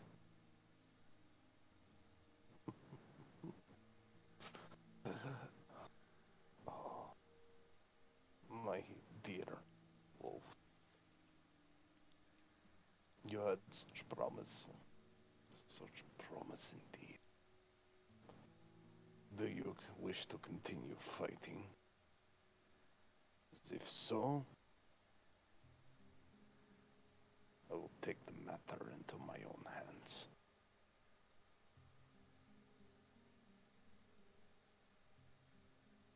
You see, among anarchs, there is only one true rule: preserve the masquerade.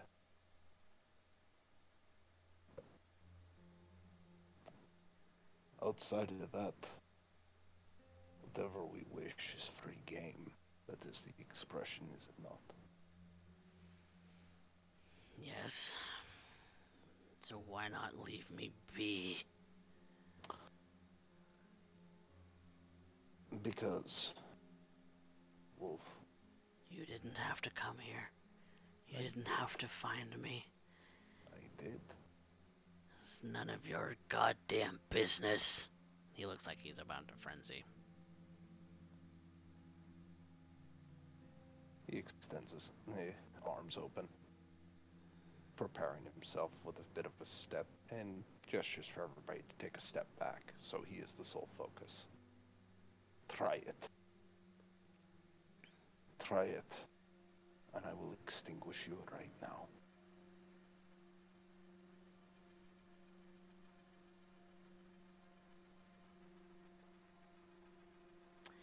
He stands up. You said you'd rather die. Test me, child.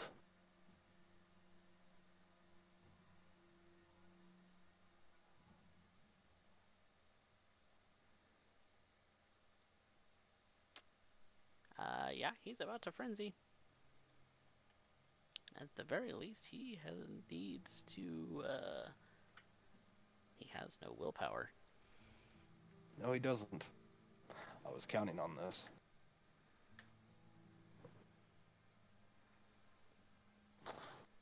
You see his fangs bare again, and he can't.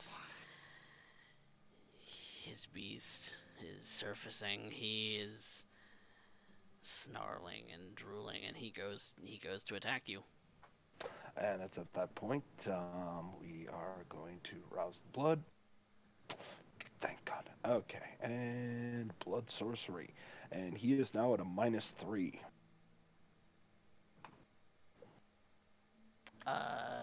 He's at a -3 for extinguished vitae. because this is a mental defense, and he has no willpower left. That is true to resist that, but he's also at a +3 for frenzy. Mm, +3 against mental additions. This is not a mental. You just said. Just to double. This isn't compel. This is extinguish vitae. Oh, what's the defense for that? Extinguish vitae is stamina plus composure. Okay. Oh no, then it would only be nope. Then it would only be the minus. He'd be at a. The defense roll would, I think, would be a straight roll. There wouldn't be any modifiers. I'll agree with that. What am I doing? What did I click? Okay. Stamina. You said stamina composure was the defense. Yep, which he clearly has none. Since he's frenzying.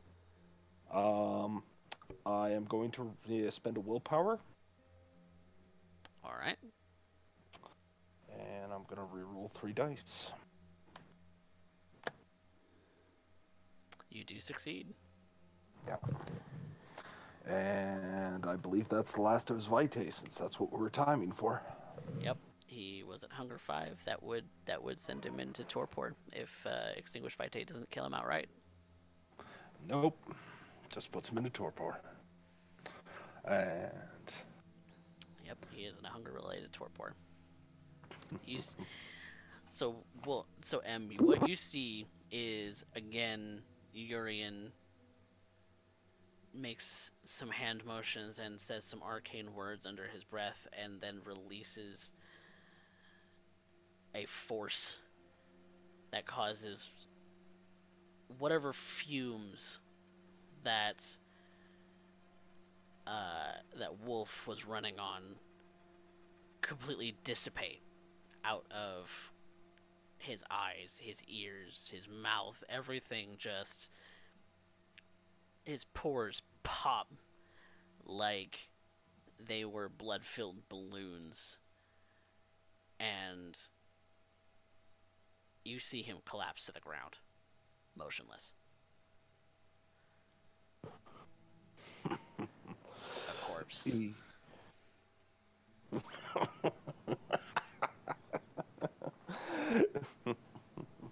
I warned you, Wolf. He literally places his boot on top of Wolf's head as though he could crush the Wolf's skull in an instant. I warned you. You wish to end up stepping to me. To prove yourself more than an animal and to behave like a beast, and in the end succumbing to frenzy. To lose yourself to hunger.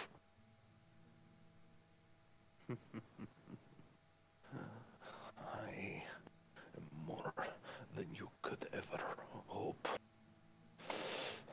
And you have failed because you would not take heed to my warning. You pathetic, insignificant worm. He raises his arms out as though in the figure of Christ, laughing.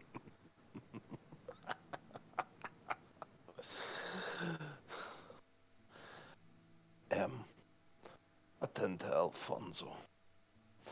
The child looks like he has earned his moment. Well done, Thin Blood. And about as bloodied as Wolf may look right now. Alfonso is definitely looking that way as well. He's bruised and beaten, but still has vigor, surprisingly.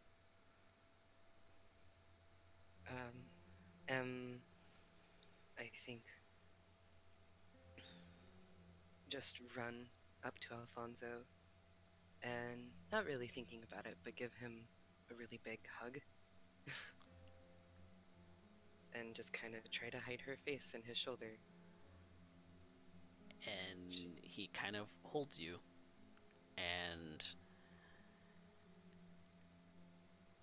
what's your hunger at, M? It is at sorry, 3. Okay.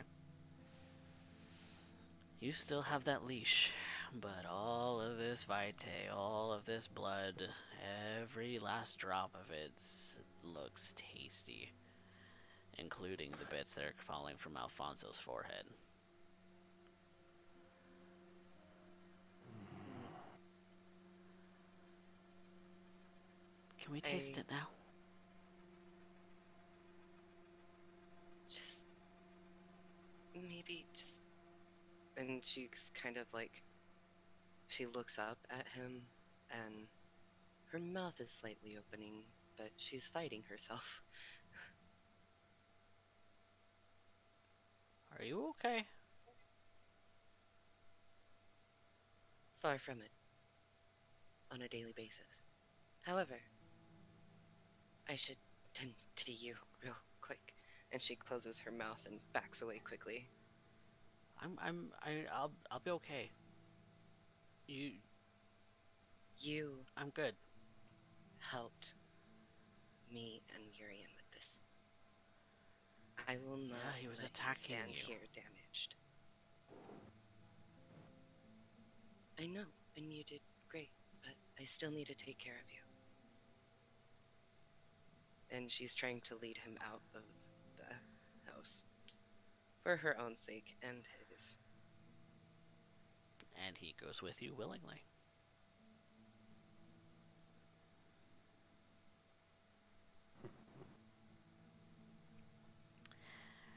Urien, you have an extinguished, very empty Nosferatu laying in front of you.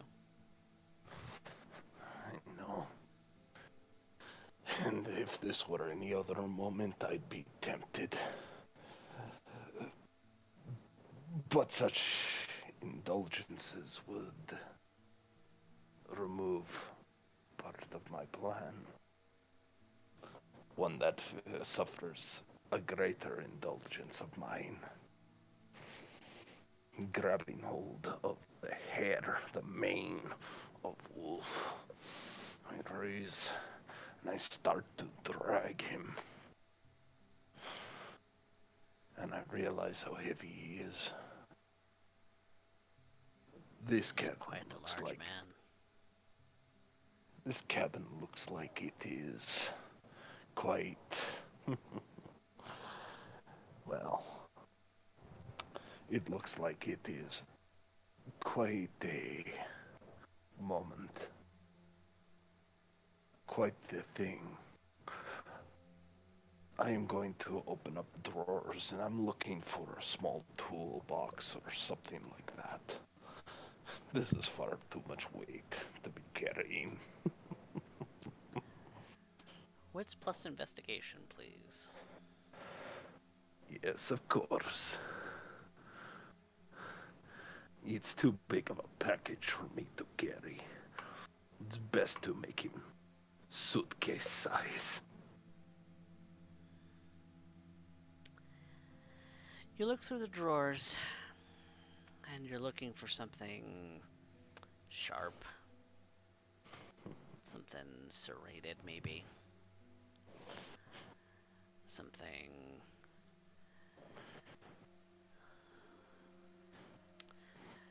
But it doesn't seem like there's much in the way of a tool shed in this particular house. Or a toolbox, for that matter. Do I find anything sharp enough to slice flesh and break bone?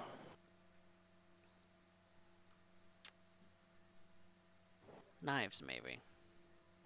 Fantastic. I grab the largest one I can, and I get to work. Thankfully, he's not going to bleed out. And I begin removing the arms, the legs, and the bottom jaw of this wolf.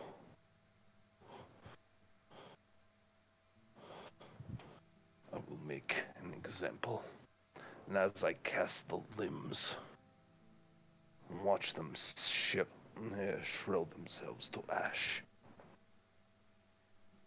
I place them inside of a garbage bag. No sense leaving anything else here out in the middle of nowhere. And I look at the bloody corpses he has left. Is there enough blood in any of them to feed Wolf? I would say that it would be in a wits plus medicine. Well, then it is only wits. Unfortunately not. No, they look like they're picked dry, maybe even rancid. Not entirely sure that it would be a meal that could be kept down by anyone if they were to even attempt. He puts them to the side and looks over, or he drags the garbage bag and Wolf by the hair. So much easier to carry them in several pieces as he brings them to the van. By this point, the remains have been placed. I look around, using my sight beyond sight, looking for a single ghost or grave. There's a slight mound in the distance. When you kind of switch between whether you're looking for the ethereal or looking through the dark, you see the shape of a mound near some trees, probably about 30 yards away.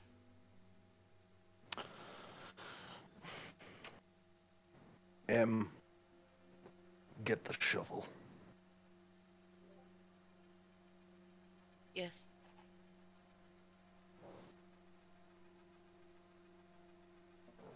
And she grabs the ship, but she's very meek when around Urien.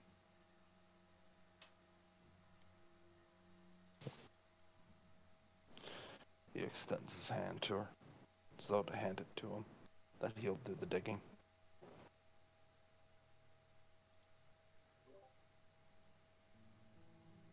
Urien, can I do this on my own?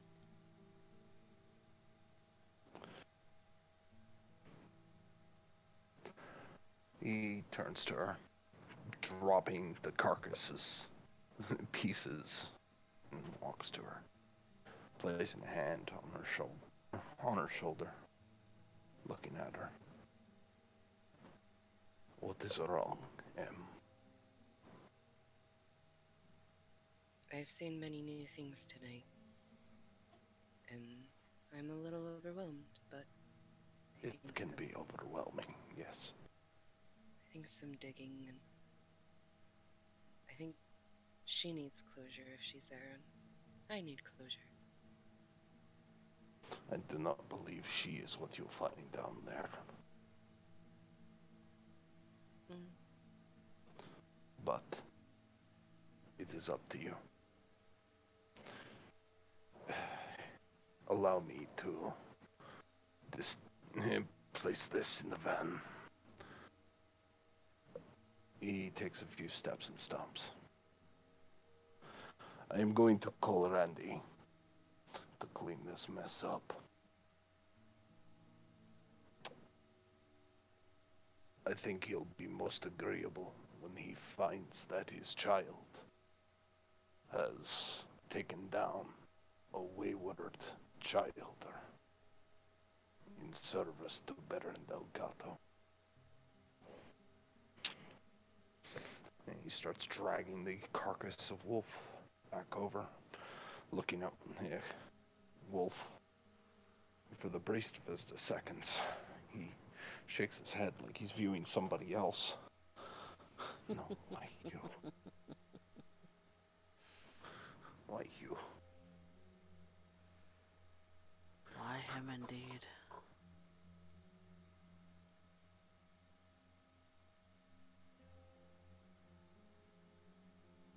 I do not understand.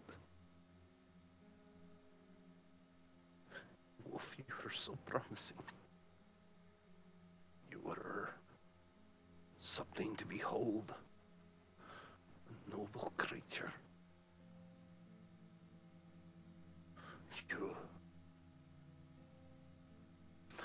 What would you have said, Theodore? What would you have said?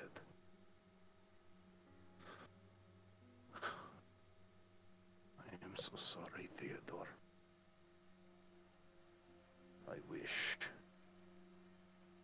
I could aspire to be like you in these moments.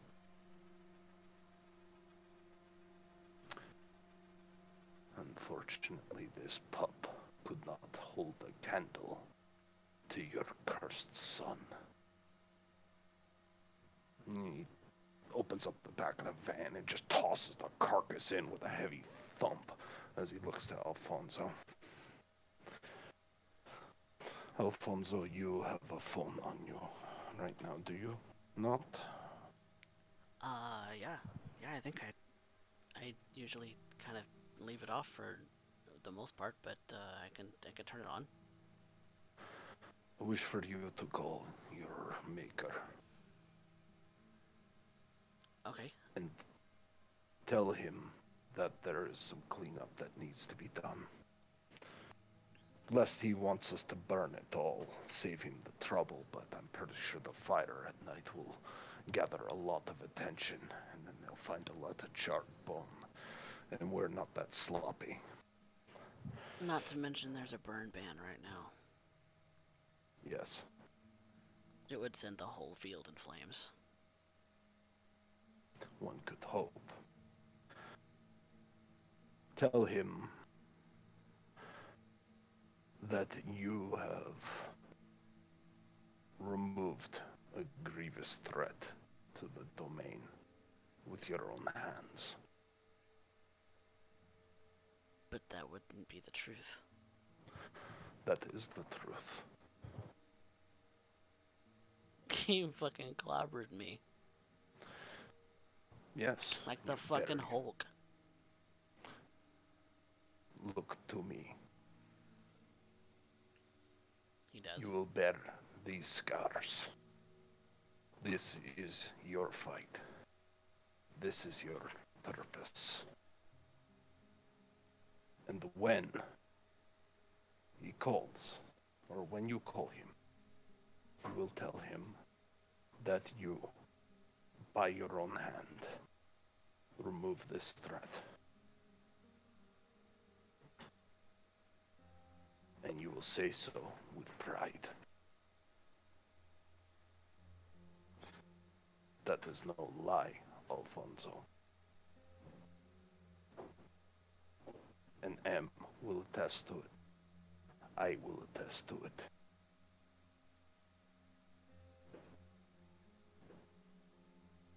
Even though it's basically a lie. How is it a lie? I mean, I saw what you did. What did I do? I don't know. It looked weird. You said some things, and then his pores like exploded. Yes. How does one do that?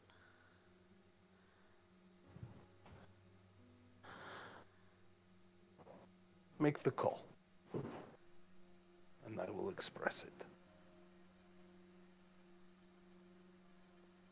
All right.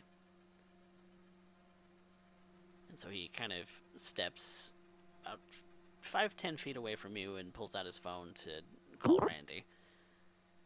And they have a conversation, and he does exactly as you have asked. And I am listening in heavily on that conversation. Alfonso starts the conversation a little bit meek, but eventually kind of stands up straighter and reiterates that, yes, he took down a Nosferatu.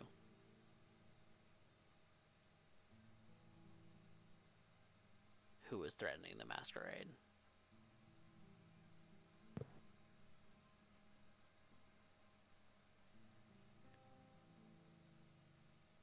And there's a brief pause, and then a smile on Alfonso's face. And then he hangs up. Was there any chance of me hearing what Randy said on the other line? Do you have heightened senses? No, I do not. Then it would be a simple wits plus awareness, difficulty 4. Okay. Not likely to happen, but, you know what? Could I choose not to end up doing that check instead? Choose to just fail it? Yeah, you don't Okay. have to. I do listen in, but I don't catch anything. Mm. I am not going to risk a compulsion on that. Yeah. Judging by the look on Alfonso's face, the conversation was pleasant. But you don't hear any details. How long till he arrives? He'll probably be here. He checks the time on his phone. I don't know, half an hour. Okay. Remove the order. Card. Do not allow it to be tracked any longer. And he goes to take apart his phone and take the SIM card out of it and power it down. He seats himself on the floor of the van with his feet over through the door and on the ground, placing his hands in his lap as he looks to Alfonso. Alfonso, Mm. why do you think why do you think it is a lie? Well, Is it the killing blow that's all that matters? maybe not. I don't know. No. I told you, rewards would come. You have fed from my coterie mate. I will not demand it of you, but I would consider it a kindness if you would return what was once my coteries back to me. I Yeah, think you are deserving of your generous helping, though. that seems fair. He grabs a old coffee cup, one of those travel mugs, unscrews it, places it before him. He doesn't want to risk harming Alfonso. But Alfonso has earned the kindness of choice. And so Alfonso bares his fangs, kind of poking them into his wrist, and then empties some of his vitae into the cup. And he drinks it.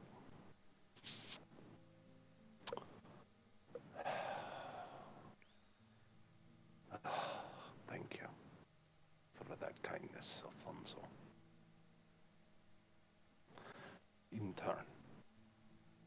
presses the cup to the side.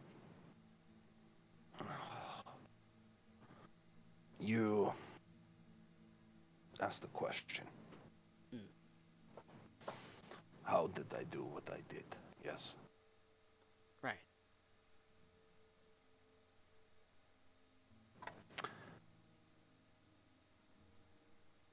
You may notice I take charge. I plan. I develop things. I see things in ways most do not. Mm. When I tell somebody how it is going to be, it is safer to assume that that is prophecy.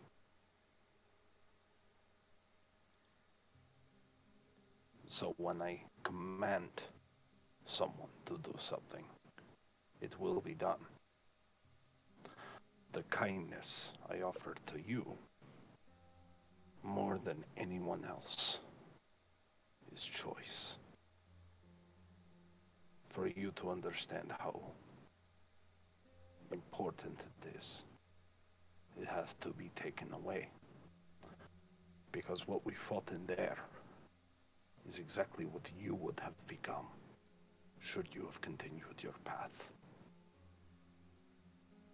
You may not agree with it, but that is exactly why it is. For the locks, the blood, the offering, your own humiliation. You have to break down what is not built properly to make new, stronger foundations. Unless you build something like that. He gestures towards Wolf's carcass in the back. What do you intend to do with him?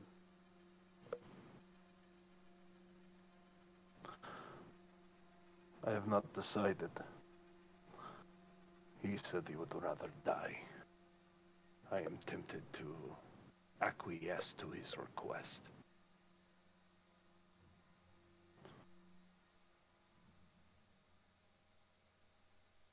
Alfonso just looks at the remains of Wolf for a moment and looks back at Urien. I don't want to end up like that.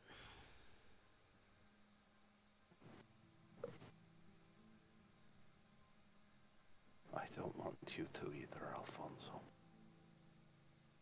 I would never wish that on anyone. And so understand when I become the tyrant, the monster, the commander, the man holding the leash. It is not your freedom I fight against. It is the slope that would make you descend into that, which is mad, blood-crazed, and puts us all at risk.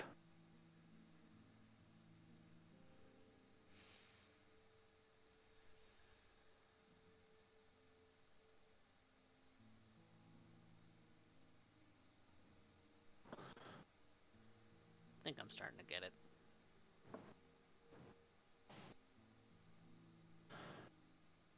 You will have a task soon. I think you're ready for it. Alright. But it must be your choice. And your word must be your bond. If that cannot be, freely admit without shame.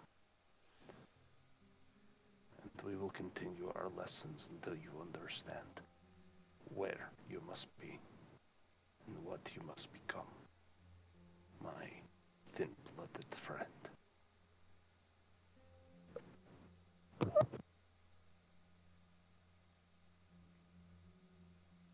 What's this task?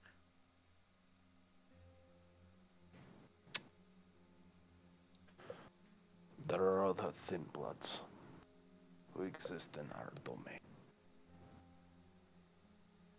I would see every thin blood properly managed, taught properly. You are a perfect example of the mistakes that can be made, but you are also the evidence that it can be fixed. I need a coterie of thin bloods, ones who are willing to teach, to offer tribute, but in doing so, are able to be protectors of the domain that we hold. It is our own part of the community. So you kind of need muscle. No. What I need are insightful kindred of this age. You might notice I am still struggling to remain in touch. It's a little weird that you don't have a phone. You're also privy to one particular bit of information. One that I would not have shared with you if I did not want to test your intelligence. What piece of information is that?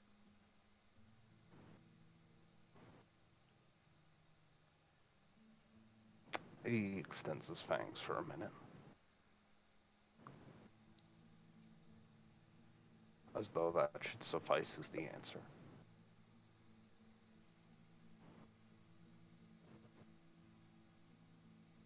I'm not entirely sure that I, as the storyteller, know what you're getting at, so I'm gonna roll him a wits insight. Alright.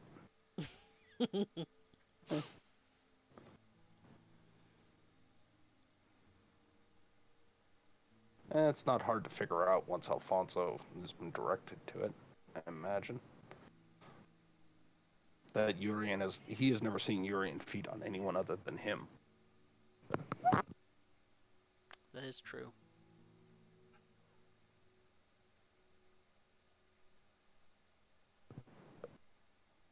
You may view it as I have protected them, and you, in the masquerade. These talents and this insight I offer as guidance. And yet you are free to do the one thing I will not.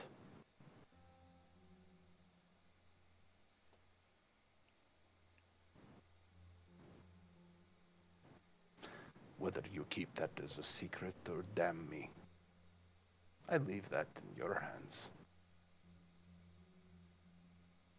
Wait. So, you don't feed on people?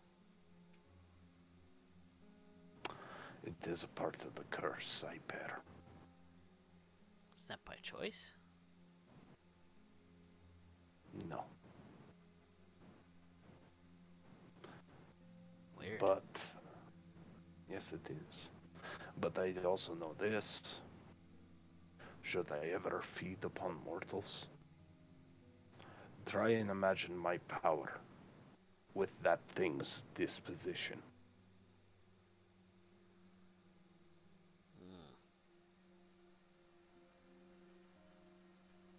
And then we would not be having this conversation. You would be consumed, along with my dearest M, Delgado, Randy, everyone you ever cared about just to keep the silence. This is the beast I fight. That's intense. We are not so unlike, Mr. Hendrick.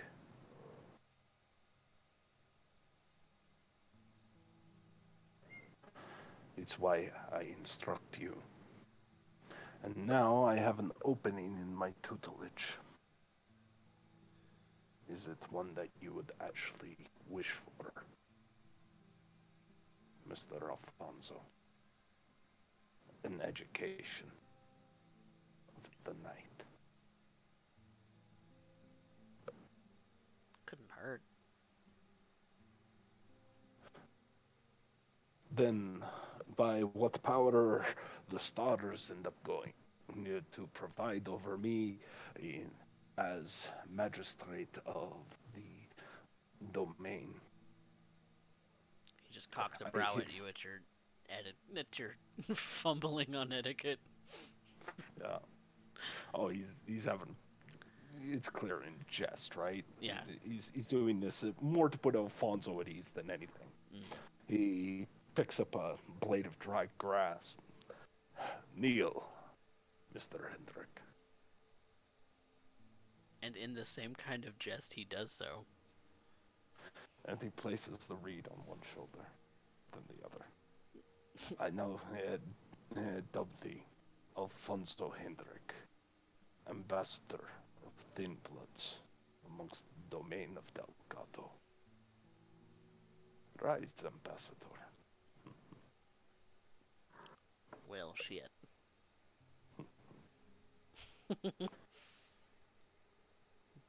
You do have It a is sense of humor. You're not a stick up your ass all the time. only when it must be. But I do mean that, ambassador. That's a fancy title. One that has been earned this night. You are here to find thin bloods, to guide them to purpose. If you are to run into issues, Em and I will assist. But it is on you to find, much like I have found in you, and Em has found in me. Individuals who will support you, who will benefit from your own guidance and position. Ones who will allow you to service the role.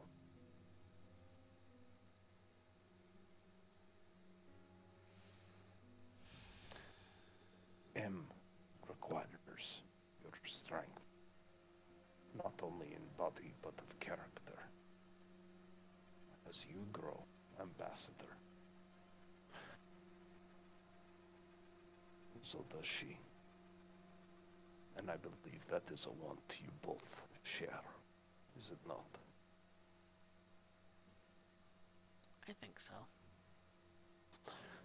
I don't want to let her down, so.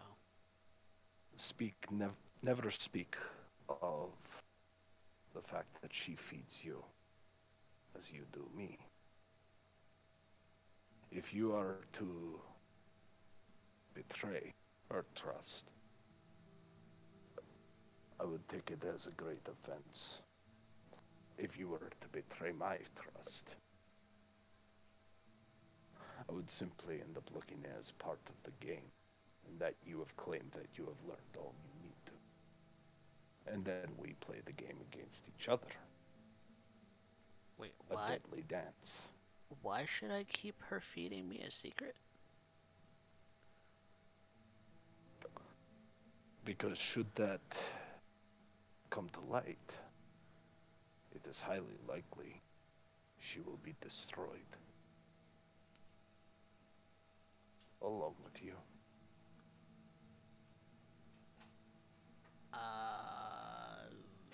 That's a lot. It is. Then why do that? What? Okay, I'm having Confused. I'm confused. I'm having a minute. There is much you do not understand, and in time you will. Right now, savor your victory, Mr. Hendrik. He looks across to end up seeing how Em is doing with the shovel, and wonders what's going on in her head right now.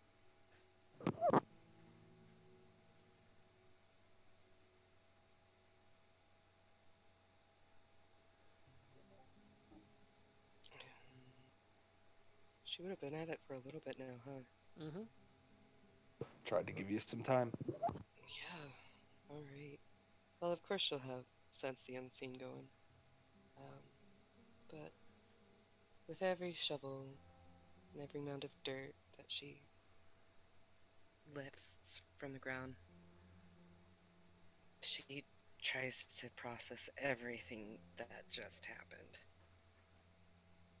She is shooken up.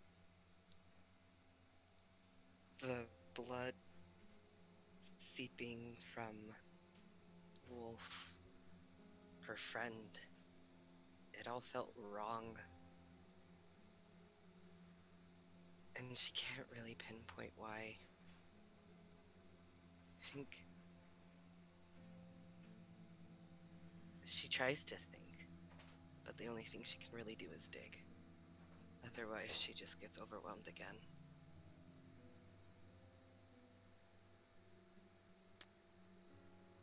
In the corner of your eye,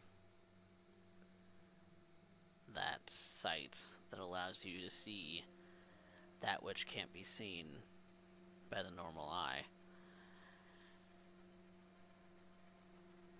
is a figure about 50 feet away. Maybe not even that. Incorporeal. I'll approach and try to stay out of sight.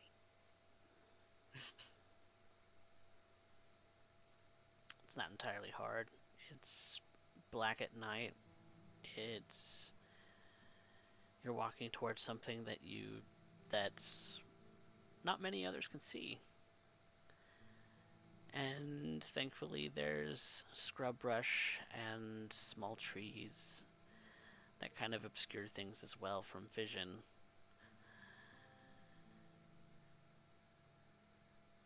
And you approach this incorporeal figure.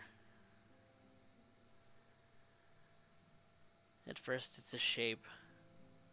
It just doesn't have any features. But then starts to solidify once it realizes that you're coming toward it.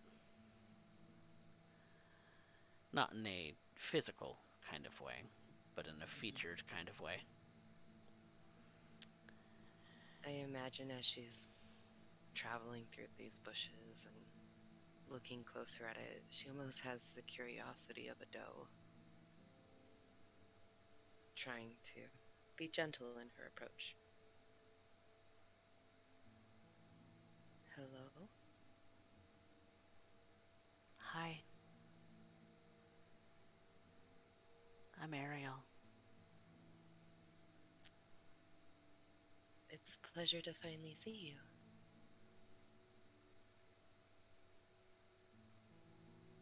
Yeah. Somebody can see me. Are you the only one who can see me? There's few who can, but right now I'm the only one who can. You must be special.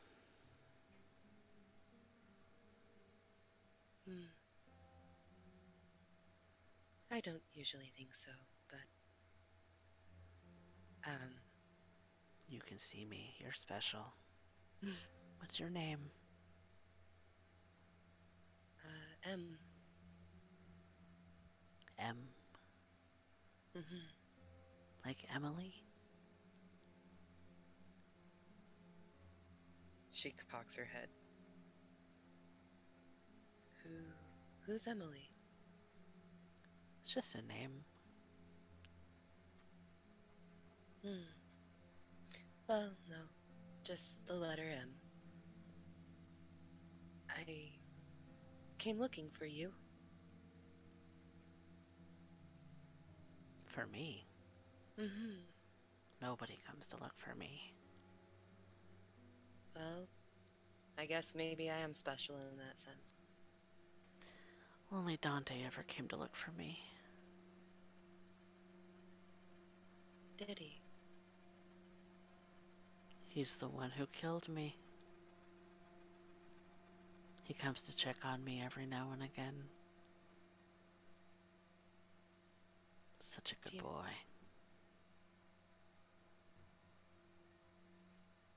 such a good, good boy.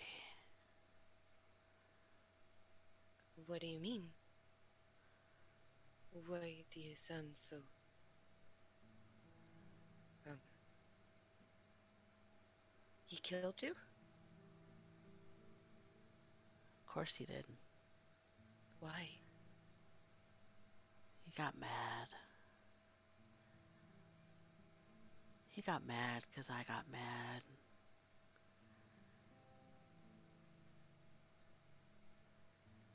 He got mad because I wanted to leave. I couldn't stand his face anymore. Couldn't stand his sniveling.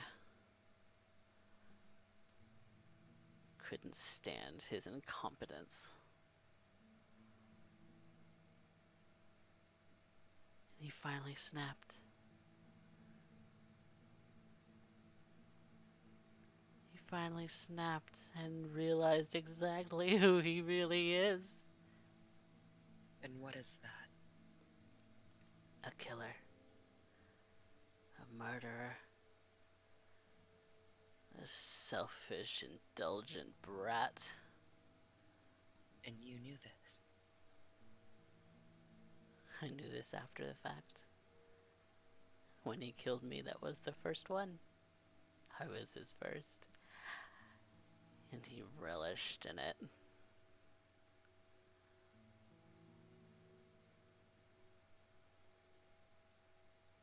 Do you know anything else about... She's almost... This is so much. This is terrifying. He would have killed you. In the end, he would have killed you and your friends. He wouldn't have stopped at just mortals.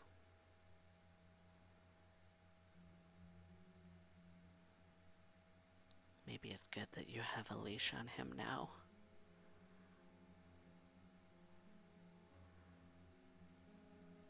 I agree. Keep that leash tight. Otherwise, For... he's gonna take yours and strangle you with it.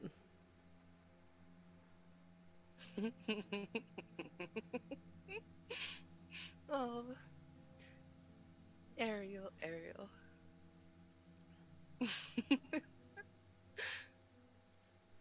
Ah, I'd like to see them all try. All of them. Me too. I like you a lot. And could you keep an eye out for me around here? If I come and visit you? Well, there's not a whole lot going on around here. I know. And I was really only here for him. I might Would move you... on somewhere else. I don't know. Do you have anything, any more leash for me? Any information? Any good blackmail? Blackmail. Hmm. What do you want blackmail for? To hold it over his head like a treat. If he lives.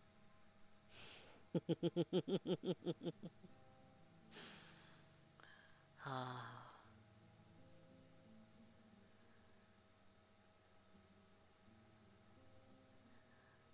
I'll have to think about it.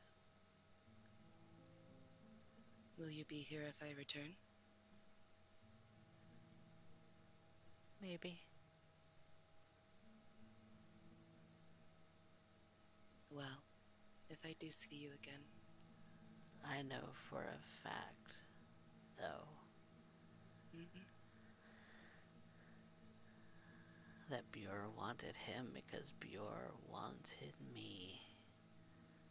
And Dante Oh, stole me. So maybe that's something that you'd like. that's fantastic. Oh, that's wonderful. It's made my night. It was a real shit fest, but this is good. And she's like overjoyed. Thank you so much, Imperial. You're quite a desirable woman. We'll see each other around. I hope. It'll be fun. It will. And she puts her fingers to her lips in a shushing motion. Maybe we can keep this girl to girl. Girl talk and all. Mm-hmm. You're so cute. I try.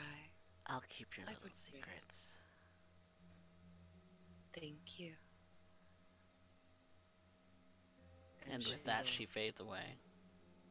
Yeah, she would have bowed her head and stretched out her arms and wiggled her shoulders a bit and steeped back into the persona of a meek, scared doe as she approaches the van.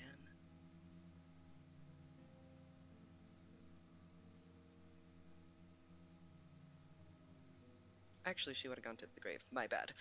Mm. And she would start digging it up, and she wants a bag for it, so she'll probably go ask one of the boys for one. And when you approach, you do see that Urien and Alfonso are talking fairly cordially, actually. Good for them. Do you have a bag available, Alfonso? Yeah, there should be one right here. And he goes into the van and digs one out. She plucks it from his hands and goes back to unburying the body and putting it in the bag. Do you want some help? No. Okay.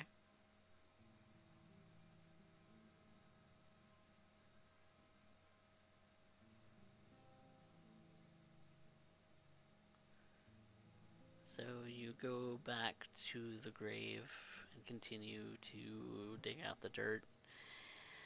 You do see the corpse of a woman, the same woman, decayed.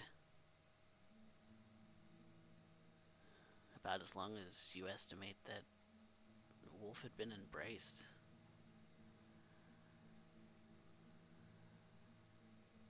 Hmm. Can't be too certain. This isn't your forte. Yeah.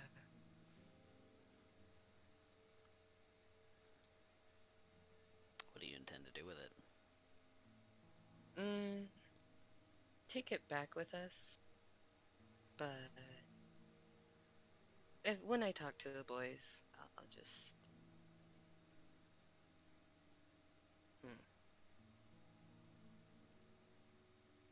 I mean, it was his wife. Maybe she deserves to be properly buried.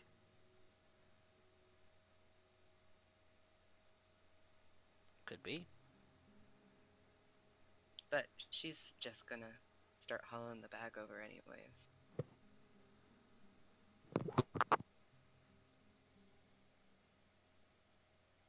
I mean, she won't say anything unless she's like really questioned about it. Alfonso's just looking around, kind of looking for direction a little bit, like a lost puppy.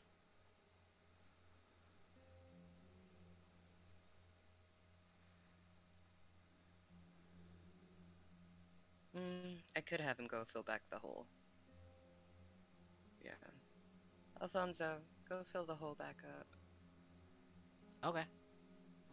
He takes the shovel and goes to fill in the hole where you dug up the body. Cool. Leaving you and Urien back at the van. Did you have a moment to recollect your thoughts, Em? A moment, yes. I was glad to get one. Thank you. Anything you need. If it is in my power, I will provide. And I'm grateful in knowing that, Urien.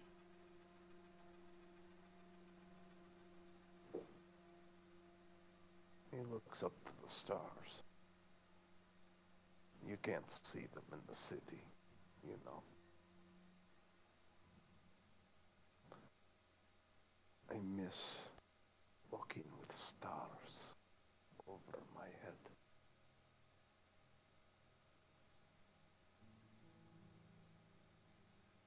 You never were part of the big city? I was. I was in... But when you've been in the city for so long, you forget the beauty of Mother Night.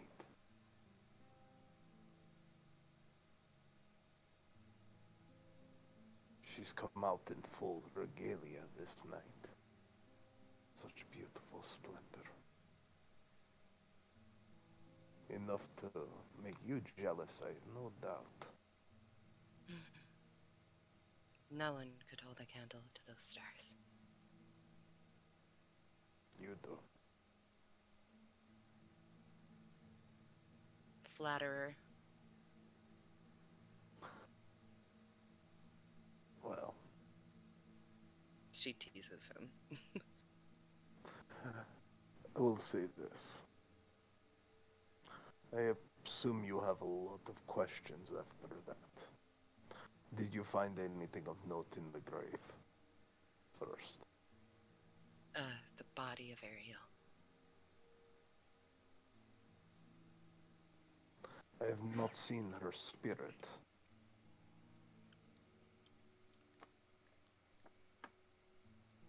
Did she already pass, I wonder? Was she at peace when she was ripped to pieces?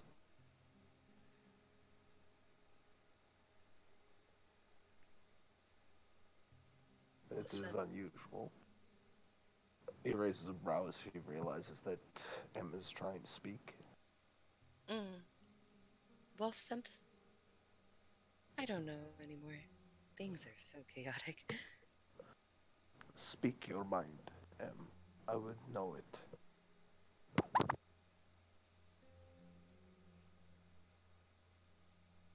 I think maybe we could come out here again to see if we can find anything else. But other than that, I don't know what else we could do. I mean, we have the body. We are waiting on Randy. Oh. Oh, that's smart. Yes, well, his child did take down a Nosferatu who was going rabid. I never thought I'd be so grateful for him. For Or for... Randy? Oh, Or no. for Alfonso? Alfonso. I've worked with him more.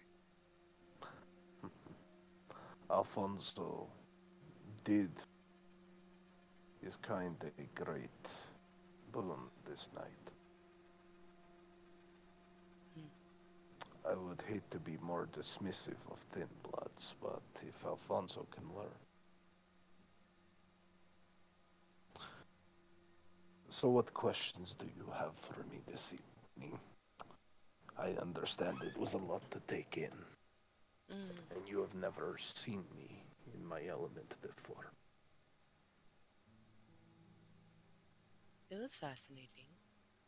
And even though I do have questions, I'm not sure if it's my place to ask them. We are alone in a starry field, sitting in a van while watching a young man fill a hole. If there is not a better time now, I would not know it. Is it, your old acquaintance you brought up before, Liliana? His face sours a bit. Yes, Whatever. What clan was she?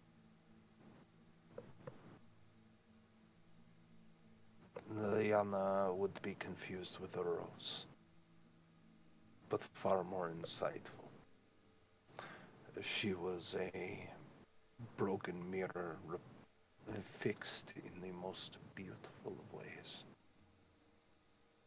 In her reflection, you would not see something broken, but a mosaic. I came to value her opinion and her insight. Her loss was a great tragedy to me. Hmm.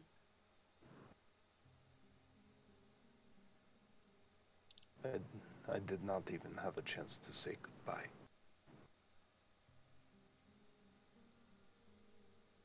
I'm sorry, Urien. I shouldn't have brought it up. I No, you have every right to know. And I have no doubt you would go prying anyway, and if I don't tell you, somebody might. That's true. And I'd rather hear it from you.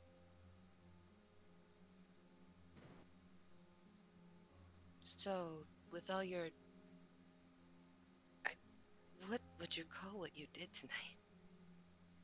With Wolf's blood? That? Can you just do that to anyone? What would you say if I said yes? I wouldn't say anything back. In fear of reprisal? In satisfaction of an answer.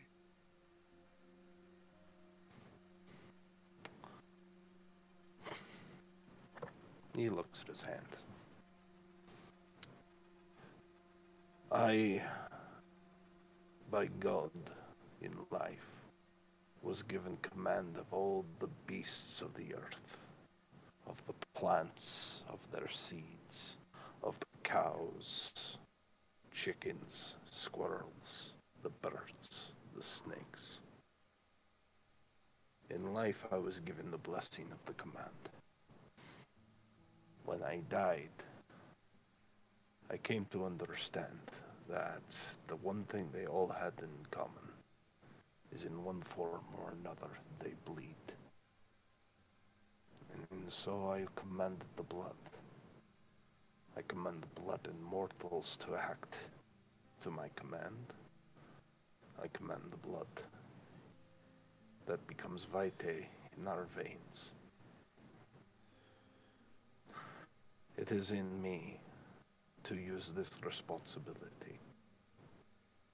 It is also why I do not use my abilities frequently. It is taxing. And moreover, given how I have come to learn to feed, the more I do so, the more of a risk I become to those I care for. And so, my will is expressed in the hands of those around me, so I can protect those around me. It is why I value you so. And then I made a horrible mistake, Em. I've made a horrible mistake I promised myself I would not make again.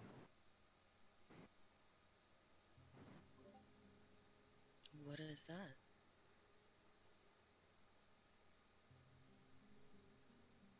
I learned to care for those beneath me and around me.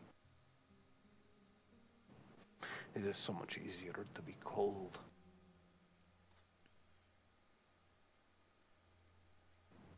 So much easier. But to care for dead flesh and living,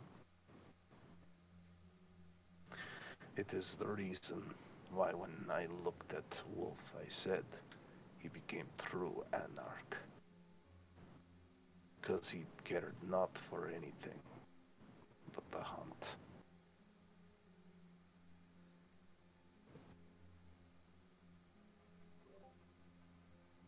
I feel like would cup Urien's cheek in her hand.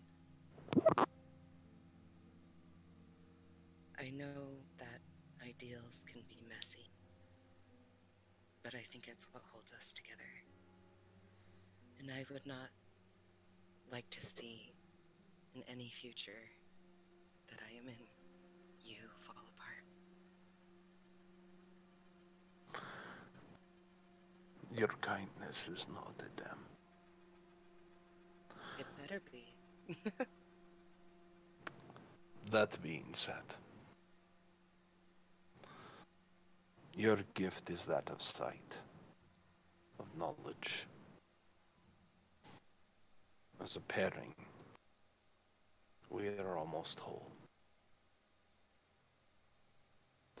But I do not think Alfonso can shoulder the burden of the nailed one pillar we are missing.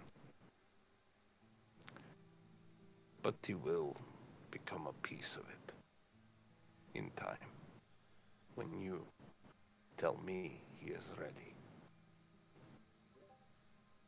I feel like he did us proud tonight. He did.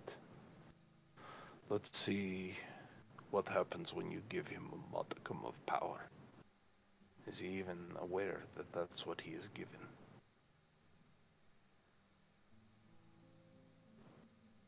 I'm unsure. As am I. This is why we test. Randy should be here any moment. And then we'll go to Björ. And I think it's about time we made something very clear to Björ. I'm not about to end up accepting his insolence any more than it has already been given. And the punishment is due. I have your back.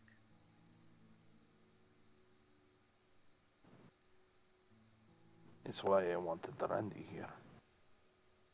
I could have called him, but I wanted Randy here to discuss a proposition.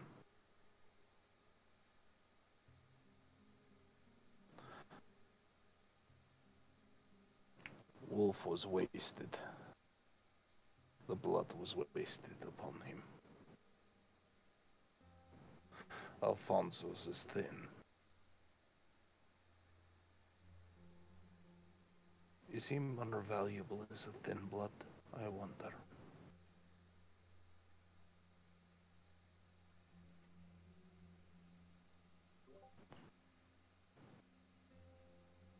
I can't say.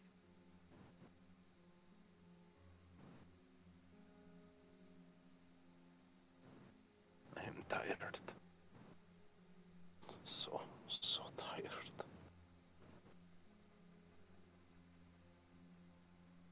We'll have a moment to rest, hopefully soon.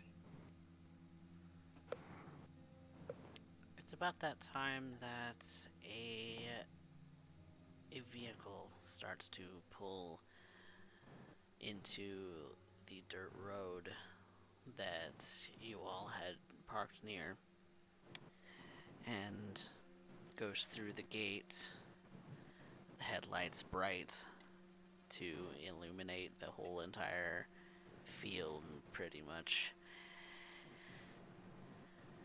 And the vehicle stops, and that familiar face of Randy does come out of the vehicle.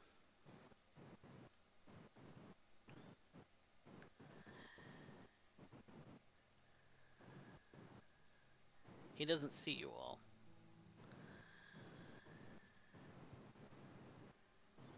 At first. But he looks around, and he spots the van, starts walking toward you. He stands to shows respect, and even will rouse the blood as much as he really should not. Yes, I grow in hunger, but I do heal.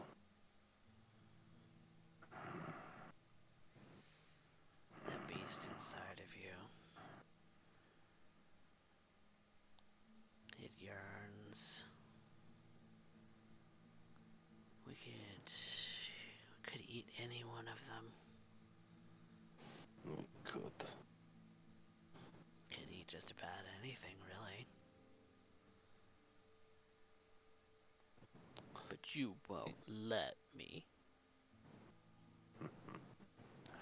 I was stood in observation.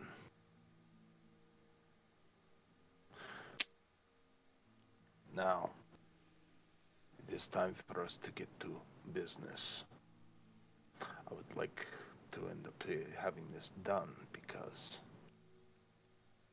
tomorrow it ends in bloodshed. He stands up, kind of readjusts himself, and as he cracks, you can see his jaw now back into place. The swelling goes down heavily, the skin reknits, and he has that perfect dead expression to him as he extends a hand to Em to help her out of her seating position, as a gentleman should. She takes it. He starts to walk towards Randy with Em in hand. I have to admit, Randy, Mm. you know how to pick them.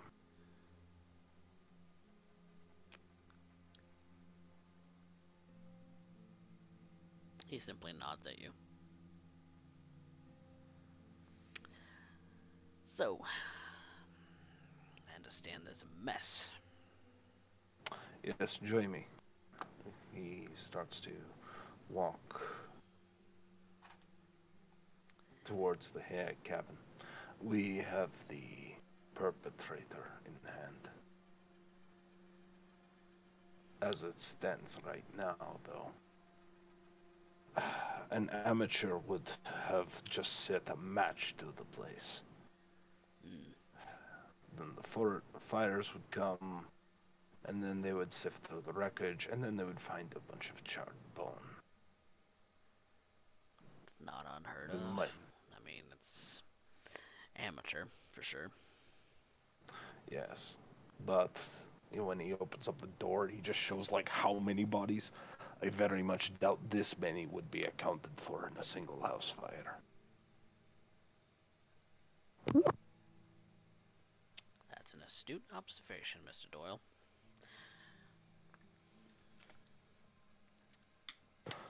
So, Part of living this long is acknowledging when you are out of your depth, and you call a specialist. I am that of teaching childer. Yours is of this. We serve in our own ways. that we do. Well, you all can skedaddle if you like.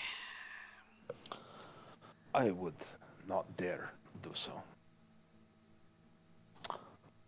This is a lot of work for one individual.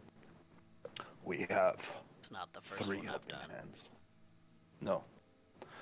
But it is, as I said, I am a teacher. He snaps his fingers a few times to get Alfonso's attention, gestures for him to come. He walks forward. We are at your disposal to aid in the disposal, Randy. Your Appreciate the child gesture. is done. Your child is done proud. And I think it would benefit him greatly, as well as my dear M, to learn exactly how to do what you do on a smaller scale. so that you can not busy yourself with insignificant things that someone should be able to do on their own, and instead focus on matters more like this, where your skills and talents should not be held back.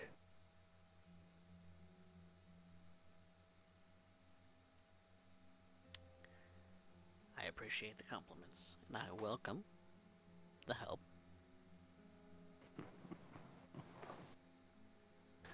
So, how would you proceed with this sort of mess, Randy? Well, first things first, you find some way to get rid of the bodies. Then you start cleaning up on the stains and all of that. And he kind of gestures at a duffel bag at his side. This one's gonna be a lengthy one. Well, thankfully you have multiple hands. Load the corpses in the back of your van, I assume. Yep. Is this done with a rug, or are we using a hacksaw and a bunch of bags? It's not a pretty sight, but hacksaw tends to I... be a favorite of mine. Well, it was either that or a chainsaw. But I imagine Chainsaw's a kind of chainsaw would- noisy.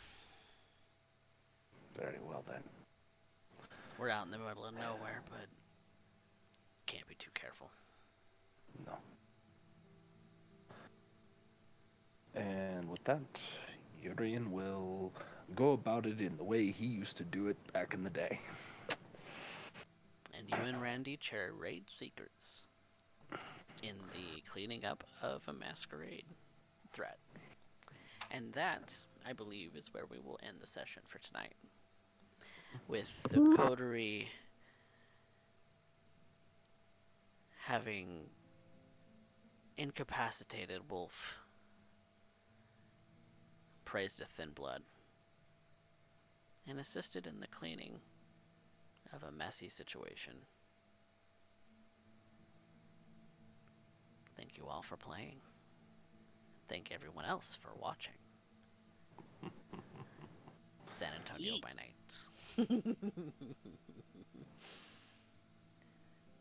Thank you guys for playing. No worries. That was good. Oh, hi, Wolf. Yeah. Externally, yeah, Urien's got to be completely calm. My first thought is, if he gets his hands on me, I am fucked. Right. And that's like, hold on. Wait, let me get this straight. The kid is feeding on him? I'm gonna let him go a little bit. And I'm keeping in mind how much he probably has gone, and now I'm going, okay, he's either at 5 hunger or he's at 4 hunger. Oh, this is gonna be tough. Because if I fail this, Urien only has 4 health, and he was already down by 1 superficial.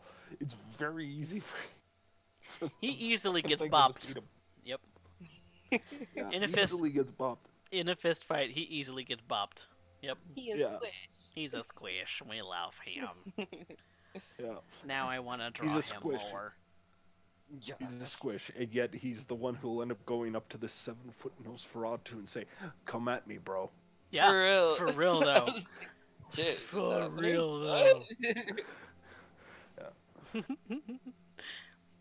Well, I suppose we should get to some XP. Mhm. Yay! So, who moved our plot the furthest? Who acted? I'm gonna say M. Mhm. M did the tracking. Mm-hmm. M got the most information. And while Urien kind of ended up saying, "Fuck this," I'm kicking in the door and I'm T-posing to I am Christ posing to assert dominance. Yeah. Why is it that your character's doing the T-pose, man? You guys introduced it to me. I do it. Fucking Jacob too. I love it. Well, I Well, need it. Jacob, you guys did it as a joke, We but with did. Urien, it actually makes sense. He's a religious figure. He is. He's a religious man, and he fucking Christ poses. Yep. Dead. I'm He's fucking dead. It's yeah, fucking T like pose. There you go. yeah, Canon. come come at me. And then just this idea of like, for some odd reason, I had the Full Metal Alchemist moment in my head where he's Colonel Mustang, and as soon as the wolf starts charging, he just snaps his fingers and Mm. well, I fucking warned you. Also, don't forget your 1 XP for the session for both of you. So, Yeah. Mm. So, despite all of that, I gotta give it to him. Yeah, I'm gonna take it. do it. M gets it. Yeah. Best scene. And it could be part of a scene. It could be a whole scene. It could be whatever you want. Best scene or best moment? I'm gonna kind of tie those two in hand, simply because Okay, I'm gonna give it to. parts of a scene. I gotta give it to Urien at that point, just for that whole bit of seeing that Wolf's about to frenzy, and he Mm. just kind of stands there and like, Mm-hmm. go ahead, try it. He tries it, snaps his fingers, drops him right then and there, and everybody else is looking at him because, as far as everybody else is concerned, Wolf has been whooping ass left, right, and center, Mm. left, right, and center, and all of a sudden blitzes towards Urien in full frenzy, and Urien with a snap of fingers drops him. Like, what the fuck was that? Mm-hmm. Oh yeah, I feel like M was like against the wall, just like going, "What is going on? That's why What?" Alfonso was asking him about it. Was like, "The fuck did you do?" Right? Yeah, it's an expression of his will. Yep, it's true. Um, Do you have an opposing one, Fluffy Muffin? Nah. I like the only other opposing one I would think of is just Urien, like just standing on top of this like beast, just being like, "I took you down, you stupid dog," like kind of shit. you filthy mongrel. I was like, "Fuck yeah, that's cool." Hey, got rid of the compulsion. Yeah, I was like, "That's smart. I like it." It's true. But yeah. It's true. You done fucked up. What Yep. happened? I stepped up to Urien Doyle. I should have known better, but no, I had to. Should have taken my chances with Buer, but no, I had to drag Urien into this shit. Mm-hmm. Mm-hmm. Oh boy. Anyway, Yep, okay, so that would be two. I will say that. Yeah, yeah. Okay. If Muffin's not opposing anything, then yeah, you take it. Yeah. Is there a specific memorable line? Mm. Sorry, you go ahead. No, I think you and me are both thinking of the exact same moment. Is, is it like the mine's bigger kind of shit? No, I was thinking it was the knighting of Alfonso. Oh, that was good too. That was good too. Yeah, That's that so was. silly. I love it. I was like, is Urien really doing this? You fucking knighted him with a blade of grass. I love It was That's adorable. fucking cute. Precious Babs. Well, That you know what the worst part is? was the cutest thing. Yeah, I'll discuss it out of character at another point in time. But Mm. that moment to everybody else is laughing. Urien is crying. Mm. Mm. I'm pretty sure I know why. But nevertheless, that's what I'm gonna throw the vote on. Mm. Mm-hmm. Yeah. But I will admit the whole bit of like you got a lot of bark on you for a little man. Mine's bigger. I liked that so much. I'm like, damn, Urien's like ballsy today. The I feel I feel a little inadequate for having not really been very good at like quipping back because I am not that guy who Oh, confronts no, people. no, it's all good. It's all good. I understood the points. I understood where it was going, and sometimes, like, even if you can't express it well, sometimes the character would express it better than you would, It's or true. you can, Yeah. right? You're not a 7'2", 400-pound hulking wolf monster of a Mm, Nosferatu, right? How can you be that intimidating, right. right? So, don't kick yourself for it. Mm. But But the dice ruled. The dice yeah, ruled and said that the dice, Urien had the bigger balls today. or as what was it? As Maddie likes to say, Urian's the big swinging dick. Yep. Yep. That brings me up to 20 XP, so I got 4 to spend. Are we gonna have any XP expenditures between you both? I'm trying to think on what might work for this session. Mm. Um,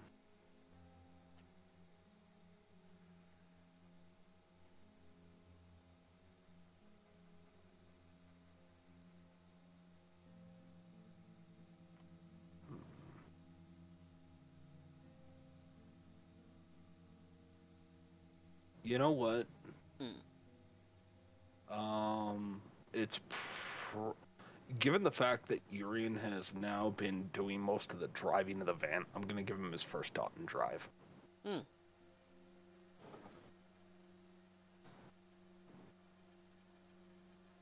I think I'm gonna save my XP. Okay. Have an idea what you're saving up for, or just because? I have an idea, but I want to learn rules more before I do it. That's fair. Yeah. That is 100% fair.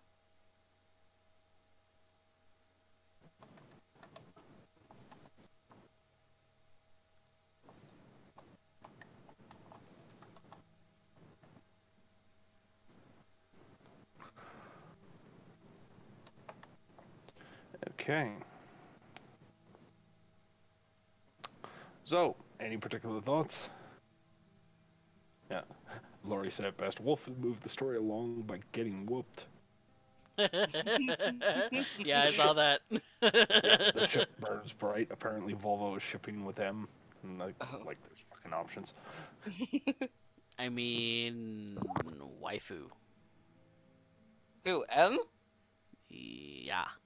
She'll kill you though. She'll That kill. in Volvo's book, that doesn't matter. In fact, I think Volvo's book that makes it hot, Oh but Yeah. my god. In Volvo's list of waifus, the ones who get to the top of the list are the ones who will cut you Oh hell yeah. Big or melt nerd. you. Or melt you. Nice. yeah. Mm-hmm.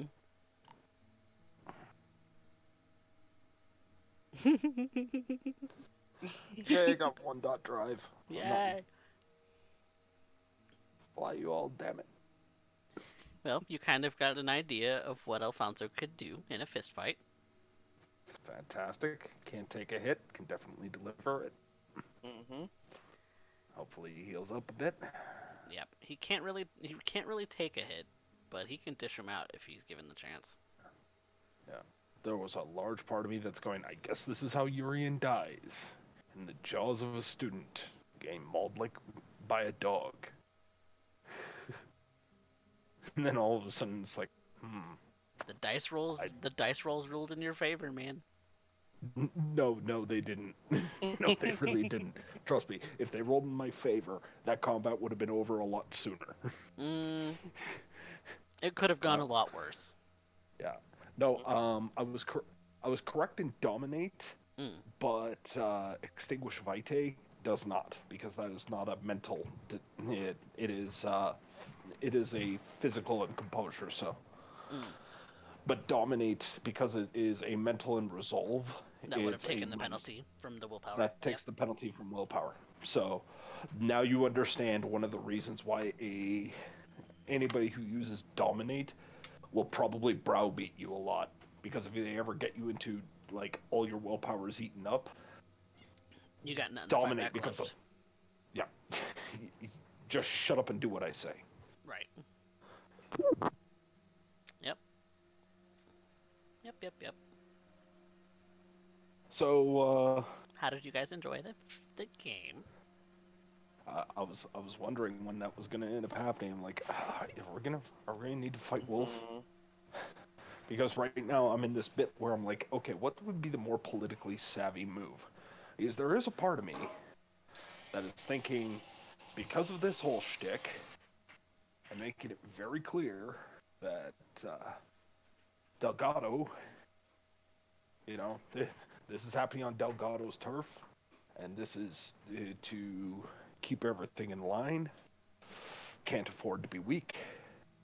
So if Delgado has a problem with us taking a quick nibble on his property on the way there to handle this kind of embarrassing situation, I'm pretty sure he's going to overlook it at this point. Well, the being 5 miles out from the city, you're not in anyone's territory. Not officially, but it would be happening. It would be Delgado's responsibility if it broke out. Quite possibly because he's And the closest, but and it, I'm pretty sure even if on a technicality it's not, mm, how many opposing barons would still try and play it? yeah, nobody's really fighting for the boonies, so Yep. they're fighting for So, they're fighting for the things around downtown. So yep. Though to be fair, Wolf might have actually a really good idea.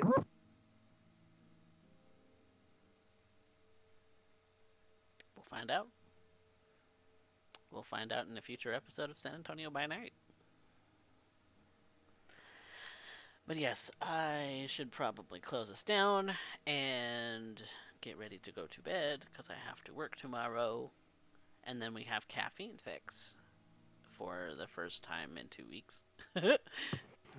A, because I'm a Hey. person who gets all like, I don't want to do things, but I should do things. All right. I don't exactly have much planned except to work more on the comic. Yeah. We're working on page 11 for Mouse's Embrace. Nice. So hopefully can get that all worked out. But unless there comes commissions, that's what I'm doing for her caffeine fix this week. So, Yep. I hope everybody enjoyed. or doing a painting. I haven't decided yet. I need to work on painting. I do All right. watercolor paintings. Anyway, I love all of your faces, all of you in the audience, and all of you as my cast. You guys are the best. Fuck you, Ben. You the best. Fuck you too, and you the best. Yeah. Yeah. All right. Well, Thank you very much. Thank you everybody for watching. We will go ahead and close out the stream. Have a good night. We'll see you guys tomorrow for Caffeine Fix, where we work more on Mouse's Embrace and listen to some dope ass music. Good night, everybody. Good night. Nighty night.